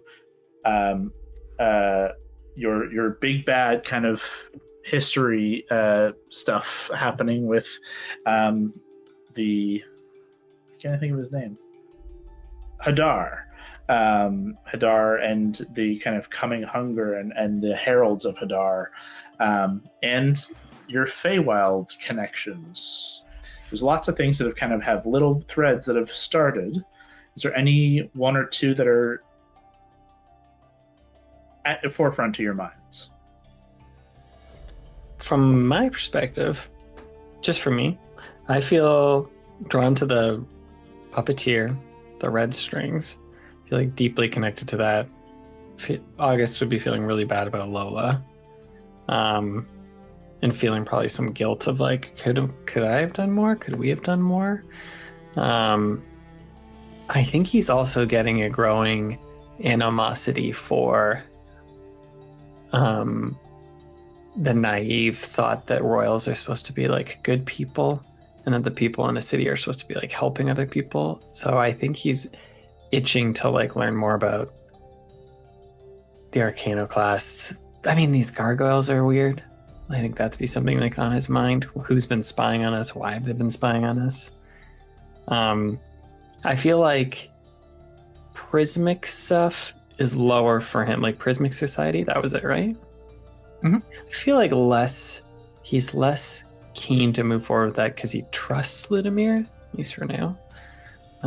So like maybe that will unravel as they spend more time. I don't know. What's on your guys' mind? Just want to destroy the Arcana class any way possible. I ain't saying no. They suck. They shot me a bunch.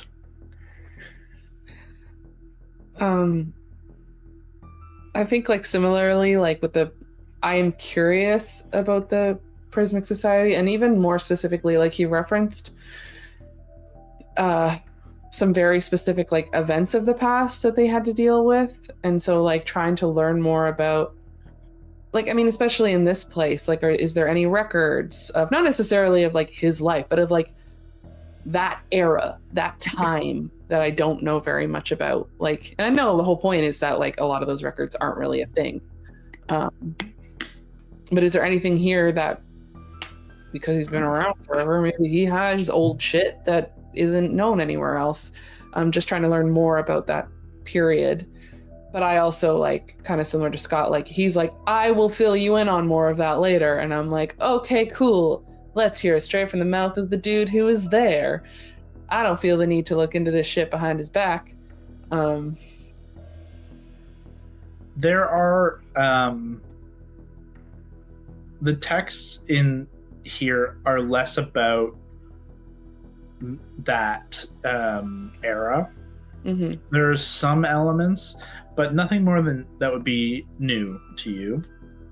And he has basically said, like, he wants to tell you the right way that you'll understand best. Mm-hmm. And that's going to require some stuff and some time. So that will come soon. It's on the horizon here.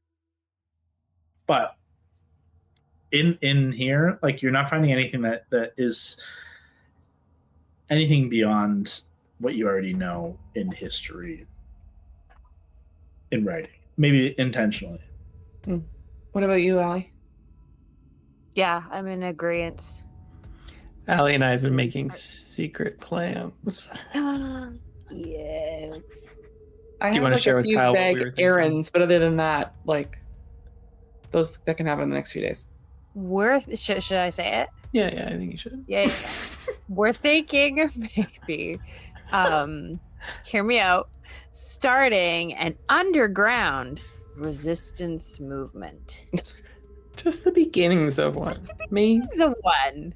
a little like, yeah. People bit need of anarchy. symbols. People need symbols. This went so well in Sigil, Scott. It did. Did it? It worked out for us.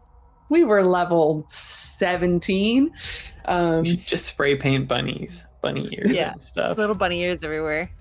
That'd be Explosions. like, Would you be okay if you lost your head? Head? Yes. I don't think so. Then we'd be dead. Do you like your head? I This mean, Yes. one? Because if you lead a resistance movement, you will be taken down and you will be made an example of in front of the entire city. They will torture you. They will probably skin you alive. And then when you're calling for mercy, they won't give it to you. The Grade, you just said down with the Arcana class. We got to take them down. Yes. But leading a movement brings attention to you. we're rabbits. They're gonna have to catch us first. Bad Rabbits. Ooh. Party name. I think he would sit with that, but he would look at Nettie and give a little telepathy of, I think this conversation isn't over between them. Yeah. It's a lot of Is that enough, Kyle, or is that all over the map for you? that's everybody doing different things. That's I know. no, it's it focuses some of the things and highlights the things that are important to each of you individually, which is very useful.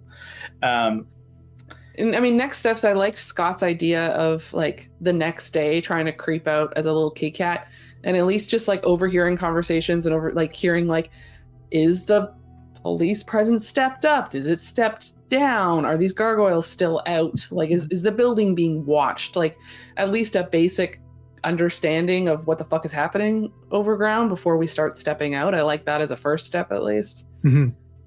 Okay. Then we can move forward to that point as you each settle in for the night in the Nexus. You each have your own rooms. It's comfortable. It's a little odd to be sleeping like underground.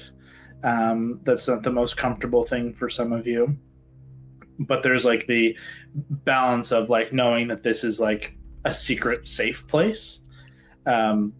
So safe in one regard, but a little uncomfortable in another, ends up balancing out for the better. As morning comes, you have a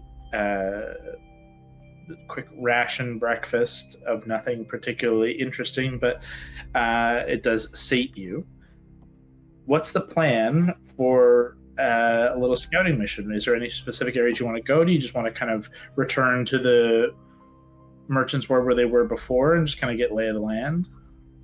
I had an idea this morning when I was waking up, and that could be I could scout out as like a stray alley cat. But Nettie, you could use Toot Sweet almost as like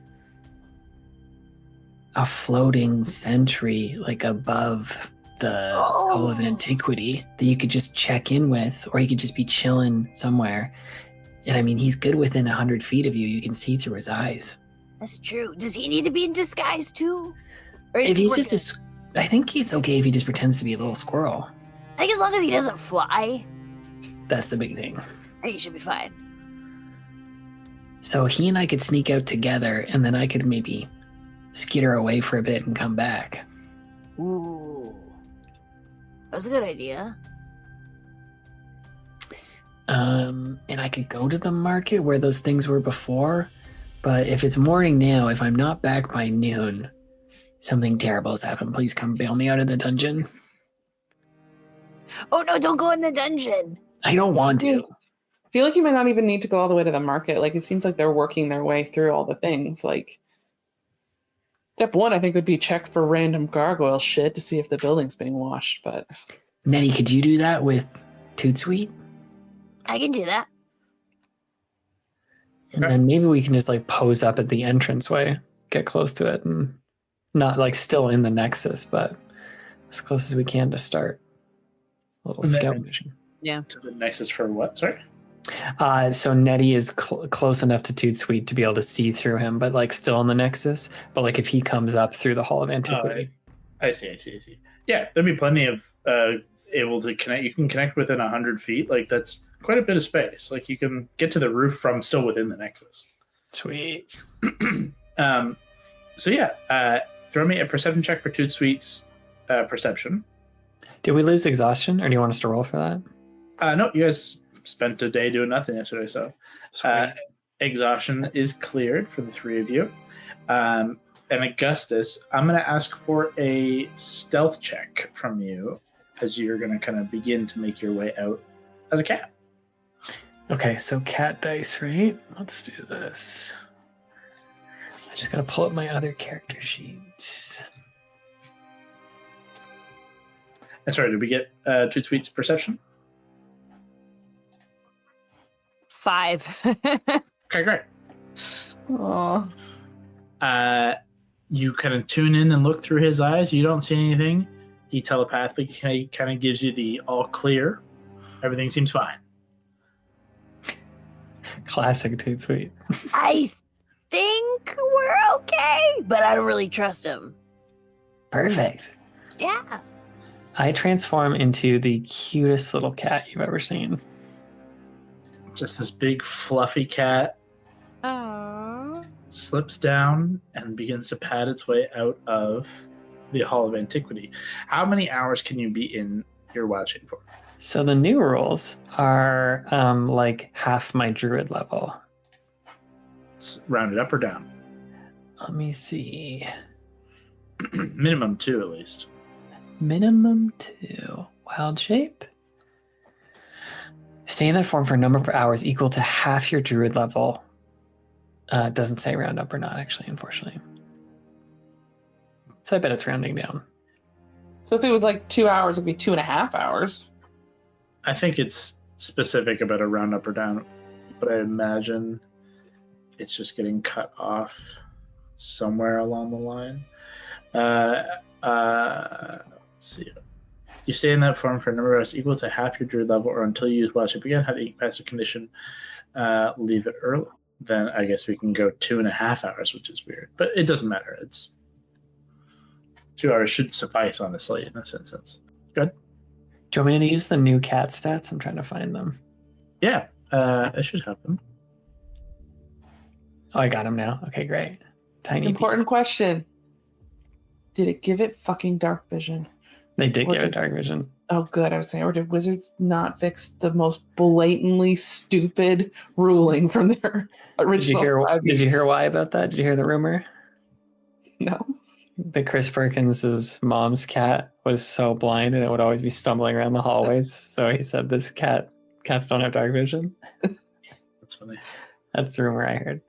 I do have dark vision 60 feet. I have +4 to stealth. I don't have advantage on stealth, but I will roll this now. Okay. My wildcat form does, but we're not doing that. Oops, I accidentally did advantage, but it was 17 on both. That's amazing. So 17. Okay, great. You Plus begin 4 to is 21, yeah. head out of the Hall of Antiquity, Toot Sweet kind of watching your exit, making sure that you're not being followed, to no idea if you are or not. But you begin to kind of trot your way through the city as a little cat. It is cold and snowy, but you kind of retrace your steps and make your way through the streets, and no one seems to kind of pay you any mind. Every now and again, someone will kind of toss something your way, some food your way if they seem nice, or a boot your way if you're getting a little too close and they're kind of an asshole. You get to the kind of Merchant's Ward area. You recognize the Red Lion, and you see kind of retracing some of your steps. The first thing you see is kind of back through these alleyways and walkways. There are posted up on walls and trampled in kind of snowy drifts and muddy snow, the posters, the flyers that they were handing out. You're able to kind of see one posted up on a wall, clear as day. It reads, "Reward, 1,000 gold pieces paid by Arcana Class Research Fund for details or leads in connection to suspected unregistered mages and open arcane practitioners in Karden." Below, there are 5 pictures. You recognize Anton Eldros. A note, he is the only one who is named Anton Eldros, directly below his picture. There's a shadowy cloaked figure with the name Spectre below. Apparently a known figure as well, though not a real name. And then there are 2 crude renditions of Harangon who look a little bit more like Bugs and Lola Bunny than perhaps you guys do. And who you presume to be Andy, but could just as well be Carmen Sandiego. Sick. So, notably nameless, a series of question marks below the 3 of you. The other 2 have the names. Confidence of like how much they have seen you versus are getting like the general idea kind of wavers back and forth of like how much do they care who they take in, and when 1,000 gold is on the line, how much are people really going to be scrutinizing? So it's a positive and a negative. I think I do that cat thing where they just like lift up their paws on it and I just kind of rip the paper. As you do, you see the shopkeeper rush out with like a broom and just get out of here. Come on. Pat away. You continue, and I will ask for a perception check as you kind of begin kind of looking around more in the merchant ward. For when everyone makes fan art of this moment, I'm a black cat. I've got little snowflakes on me, and then I think probably a little white sunburst on my chest. Perception? Mm-hmm. What is okay, so this will be wrong. Let me just get the dice roll. Okay, so it was only a 3 on the dice, and then I add 3, so 6. Okay, 9, perfect. Or 6, sorry. 6 is the final? Yep. 3 and 3. Okay, so the way we're going to play it, a 6 is you walk like skitter your way through an alley, and as you come out into the sunny other side, you're nearly trampled under the heavy foot of a crusader.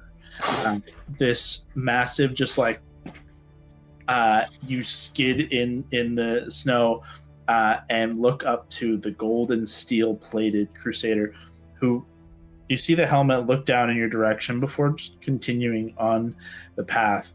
You kind of skitter your way back, and you look and see 3 bond mages kind of tailing him. Ahead of him, you see 3 gunners knocking on doors, handing out flyers to those who are in the streets. You see one of the gargoyles up on like the rooftop across the way, kind of leap down and kind of flutter down and land on one of the bond mage's shoulder with like kind of tips him over. It's like heavy. However, one of the other things that you watch kind of play out from this corner of like the alleyway, this corner is familiar to you, and you watch as the gunners ahead by like another door or two bang on a door. As you kind of peer around, you see they're banging on the door of splint and steel.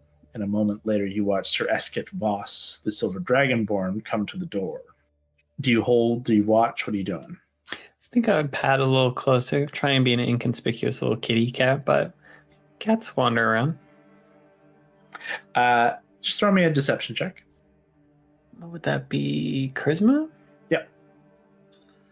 Charisma is a kitty cat? 10. Okay. Perfectly middle of the road cat. Yep, just classic average cat. You watch the gunner who's standing at the door shove the flyer into his chest and ask him, "You had dealings with these folks?" Voss scrutinizes the gunner, looks around the crowd. The bond mages all begin to kind of notably shift their attention in his direction, and there's a palpable tension in his pause. You gather from the crowd amassed. Nobody really takes this long to like give them what they want. He's kind of holding them at bay. He clears his throat. He looks down at the page for a long beat where he looks back up at the gunners.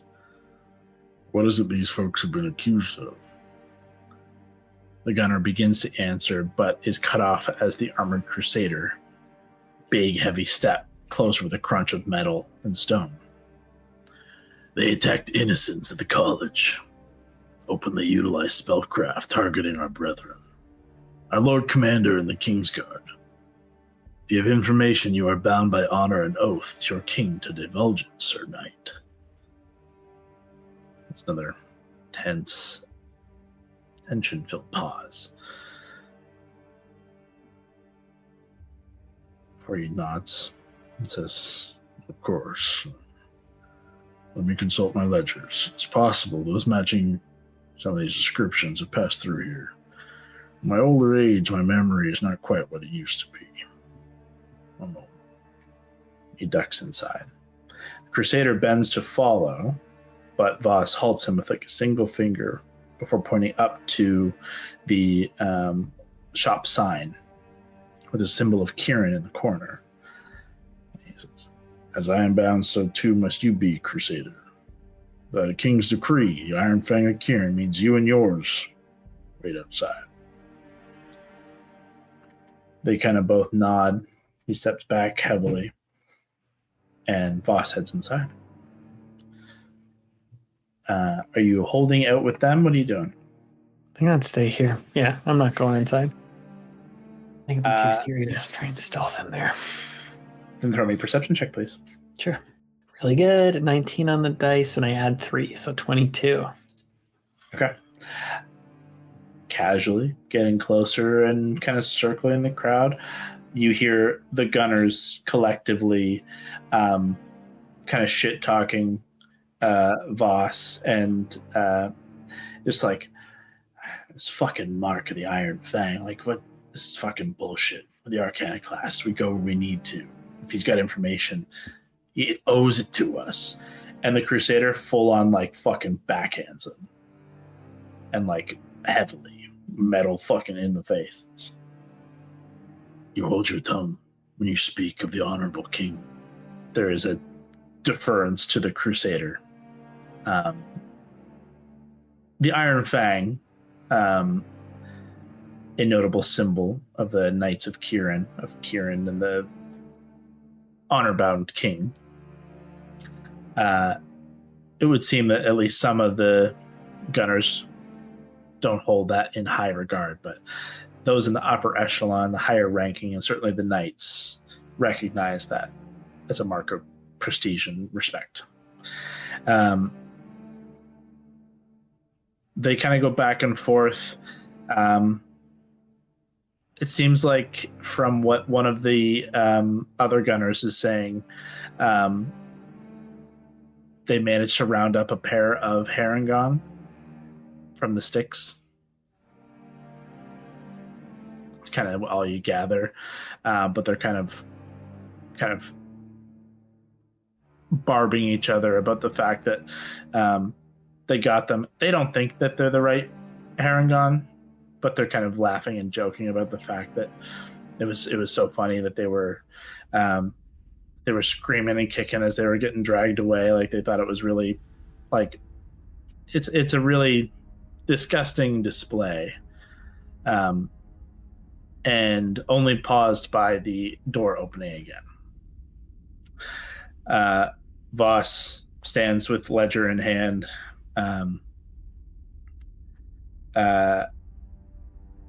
He holds his ledger out and simply says, I sold some metal cap walking sticks to a Harangon who may have matched this description, but they had a long journey home. I never got their name. It's possible it could have been them. I normally make a habit of taking in names when they buy weapons and armor, but since it was non-combat, must have slipped my mind. The Crusader kind of looks him up and down. He kind of gets real close, and you are able to kind of catch, if that's all, then carry on, calls to the others. They continue down the street, and he goes to take a step before kind of turning back. Boss, I encourage you to be more cautious with those you do business with in the future. Folk from beyond our borders can harbor ill-gotten gifts, can stain even the most devout heart. We'll check back in soon, in case that memory of yours gets a little clearer. Good day. Heavy footsteps as he heads off. Boss closes his door and returns to his shop. What are you doing? I think I'm starting to head home now. Just kind of maybe play it cool and slowly saunter my way home. Okay. One last glance back at Voss, nod my little kitten head at his shop, and then keep going. There are probably towards the end of the 2-hour mark of where you're pushing into territory of how long is this form going to hold before you return. It's a good hour and a half walk there and back, essentially. So you're kind of on the cusp of that half-hour territory where you feel like your form may drop. In that 2-hour span, is there anything from the other side of the Nexus? I don't know if Allie, are you still looking through Toot's Suite? I guess you rolled like shit. Yeah, I did. Yeah. I'd say you're checking in periodically. It's like I'll give you another check. You know, in the second hour mark, as there's another point of checking in. Do you want to throw another perception check through Toot's Suite? 6. Jitsuite's telepathic returns to you. The vision you're seeing is like vibrating. It's like shifting. And only when you kind of tune in is it that you realize that he is under about like 4 or 5 centimeters of snow and he is shivering intensely. Oh, Dude, sweet. poor Toot. But he is ever vigilant and will not wait. He's so fearless, dude, sweet. I'm gonna have to get him little like gloves or something. Like that. Little gloves, little scarf, little hat. Matching outfit to us. Worm.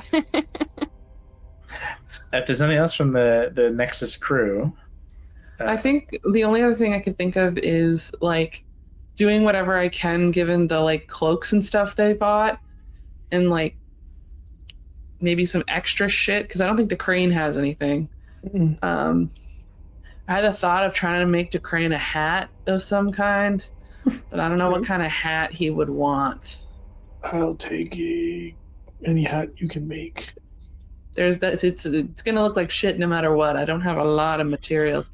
What if we go with like a beret? Fuck yeah. My thought was, you know those what are those hats called that Brock has? It's like a page boy hat. Oh, the newsboy hat? Something, but Jeff shook his head no immediately. yeah, I didn't think so. I'm trying to think of what you can actually make out of fabric and not like knitted or like, because all I have is fabric. Whatever, a beret is still going to show his hair on the side. You need something Make big. one of those Peter Pan hats. That was my other thought, which is what the stupid hat of disguise looked like in our last campaign. Yeah. It was super embarrassing to attune to that thing every time I had to. Can you chill your beans? I'll make him one of the, like, you know, in, he won't like this. You know, like the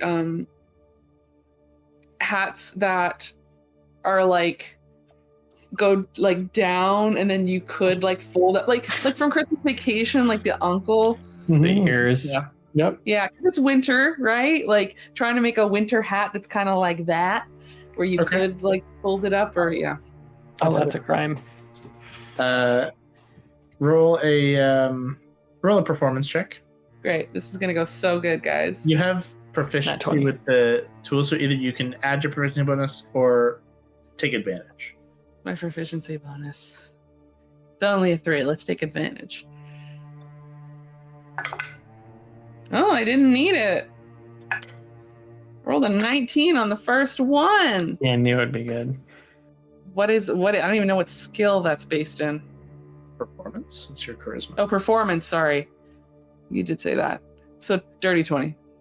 Within, I was going to say it's going to take you a lot longer, but with a dirty 20, within the 2-hour time of waking up and I guess heading on his way, you go through your kind of busy hands, busy mind ritual of knitting and working on something, and you do create a pretty good kind of flap side hat, whatever the proper name of that would be. It's definitely not fetching, but it will be warm. Cool. Well, the crane has a hat. I'll also potentially ask of him, depending on what Augustus comes back with. I'm a little afraid because I know the Silk and Splendor place was at least like kind of near the college, right? Like they were in the same wing of the city, and I'm too scared to go back to that area because I kind of got seen. He didn't necessarily get seen, so I might try to pitch to him if he'd be willing to go pick up some stuff from Silk and Splendor in the next few days because I'm too scared to do it. And he also helped win that, so maybe she'll... yeah. If you would like to do me even further favor, despite the fact that doing it at all was a huge favor to me. But also I'm going to give him a hat that he may or may not like. I think it's cute, but I don't know if he's going to like it. Is that something DeCrane would do? It's different enough that I'll let it go. I'll go for it. Okay. Not necessarily like today, but like in the next few days of whatever we end up getting up to. I would not say, yeah, like the day after all of this went down. But I think she's too scared to go that way generally. Like outside of whether or not it's a good idea, I don't know if she'd be willing to go there. At least not yet. I think this is how we're going to play the next, the end of tonight's session here. It is, where's my calendar? We started this game on the 5th. It's currently the 6th as we're playing it right now. The 7th is a resting day, which is nice. There would have normally been an end of the first snow festival festivities, a feast and all these things. Would have been on today. There would have been a parade and all these things the last 2 days. All of this has kind of been canceled. Notably, no one's that disappointed from like the populist side. The bosses canceled the pizza party that no one wanted. The parade specifically honors like the aristocracy and the royals more than anybody else, so it's kind of like no one really gave a shit anyways. And the feasts, people can just do them themselves if they really want to, which most people do. Most taverns and inns will have a special kind of like menu. It just isn't, supported by the crown, but who gives a shit? They do it anyways. Ultimately, you guys are able to get DeCrane is able to go to Silk and Splendor, and you're able to get your fancy silk and thread for your spell sash. And I'll tell you the dollar figure here at the top of the next game or whatever, or in between. But ultimately, you guys spend the next like 2-3 days just laying low, hiding out, holding up, and kind of planning and thinking about your next steps. So the last question I have for you is, which path do you want to walk first, starting this kind of couple of days after things have been calm in the city?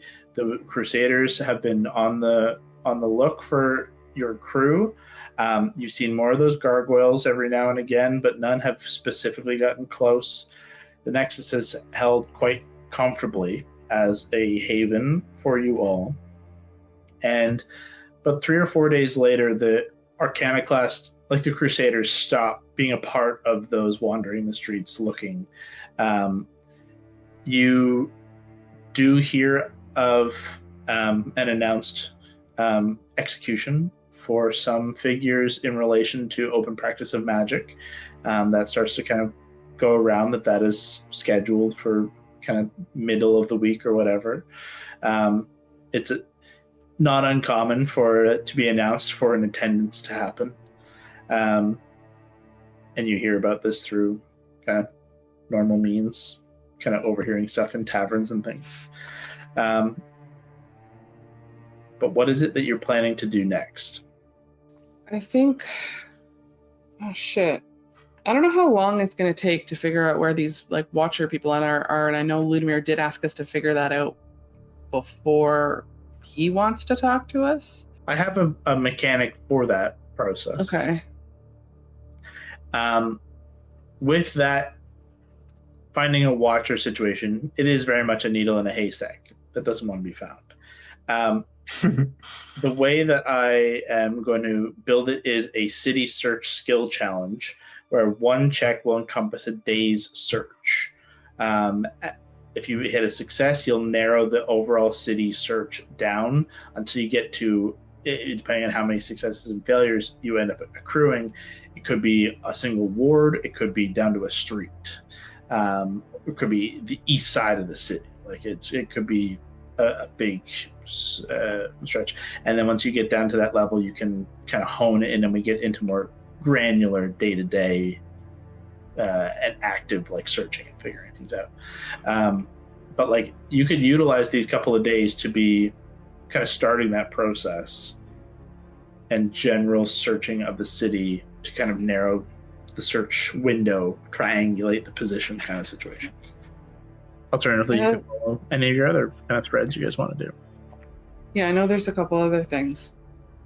Are you guys anxious to try to get more like Red Marion shit figured out? Or are you scared to touch that? No, I think that'd probably be the next thread I'd want to pull at is Yeah. those red threads. Trying to maybe go to the college, figure out why they're doing that. What's up with Eldros? Like investigate that more. I'd be a little worried about going to the college right now. Yeah. Maybe not there directly, but that's where my thoughts are. Where August is thinking. So you want to try and track the puppeteer. Yeah. Learn Okay. more about him. Then I need a decision. Of which one to do, Watcher or Puppeteer? Yeah. Let's do Watcher, because that's what they were given the task of, but I will throw out that if we go Watcher, the puppeteer, obviously, days are passing. If they wanted to get away, they can get away a lot faster, a lot easier if you give them more time. If they haven't already. But if you don't have an idea or leads on how to go about it, days have passed already. yeah, I don't even know where we'd start. The only thing I have is locate object, but that's not that far. We'd have to have at least a lead and a direction. Like at least you have a name now. I don't know if that helps at all. In terms of trying to figure out what kind of Fae what kind of Fae this is, what kind of Fae connection it is. But that would be like a research thing. That's not going to actually help you track him. I think if they'd been having these conversations over these like last couple of days, I think August would also be thinking about how the Spectre said he's been tracking this guy too, and would start to lean towards, okay, if we did this Watcher thing, it's not like no one's coming after this guy. So we could pivot to the Spectre. Sorry, we could pivot to the Watchers, and knowing hopefully we could find this Red Marion guy or this puppeteer guy in the future that the Spectre's watching. So is collective group decision to turn now to find the Watchers and start building that alliance? We might need that. I know it's something we need to do. It's a question of, do we want to start that, and are we okay? Essentially, the question is, are we okay letting go of keeping our hands in what happened the last few nights? Like letting that go. I mean, I also think it's not like for August, he's thinking it's not letting go, it's like laying low, to be more involved in that is something like Ludomir always said, hey, don't do this, lay low. And sticking to the plan would be more of that. I think he's thinking about it every night, thinking about that crazy Fae spirit they saw. Maybe secretly dreading the answers that they would find and knowing it's connected to Nettie and I. What do you think, Allie? Yeah, I'm in agreement. Like thinking more that that's more trouble than the answer you'd get? Yeah. Let's go Watchers. Okay. What's more fun, Kyle? What's more fun? I am not going to lean one way or the other. I have fun either way. The Watchers, I have a whole cool thing that I want to do. The Puppeteer has a lot of cool shit we've already established. Basically, right now, it is exactly what Leah said. If you elect to halt on pursuit, which you kind of already given a day or two now, where you let the pedal off the gas, it's gonna be harder now to follow that path, follow that thread, given that you held back for 2 full days. You've given them time to hide, to burrow deeper, or to run. The Watchers is a new path. It's still challenging, but you know they're in the city. You know it's a thing you can do as long as the rolls go your way and time goes your way. Where Eldros, if you had a plan or if you had some ideas, I could see that there being merit to pushing that way. But if you don't, if you're scrambling to try and figure it out, you want to do it, but you don't have a way forward, then it kind of answers it for you there, is that if you don't know what to do, then That's how I feel. I think my concern is we were so focused, like we would have needed to get some more information on that night to go off of. Like, what direction did he even flee in? We were so focused on not getting found ourselves that we don't even have a lead. We have 0 leads. Yeah, out of game discussion talk, it was not supposed to end that way. There was hopefully going to be a conversation, interrogation, or investigation in his office of all the cool bullshit that he had that would have given you clues galore and paths, threads to pull, all these kinds of things. No doubt. Yeah, we kind of fucked it. Did not give you that chance. Well, I mean, honestly, like, if we really want to like pull that thread back, you knew those things were in the office in between. In theory, could have gone back in between performances and pilfered all the stuff that was in the office. Like those things were there. Going back in to check in on Lola and see, hey, what the fuck? What were you? Are you okay? Hey, you cool? What happened? Did you like? She said you ruined everything. What did that mean? Like, but we got distracted.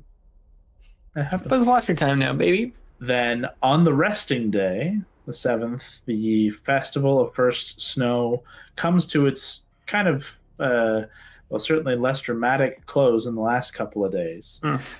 And a new chapter opens for you guys as you will begin to look closer and find connection to the Watchers when we come back.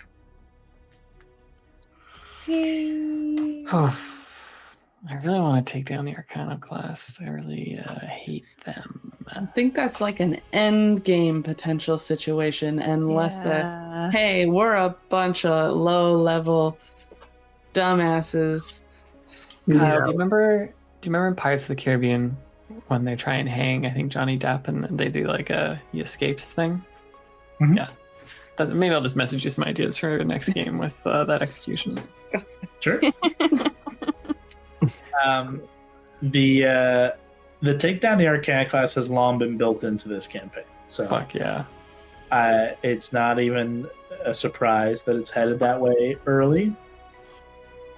One might say it was designed that way. Allie, we got to work on our graffiti. We got to work on our arcane graffiti that we can start spreading around the city. I love it. I'm so down.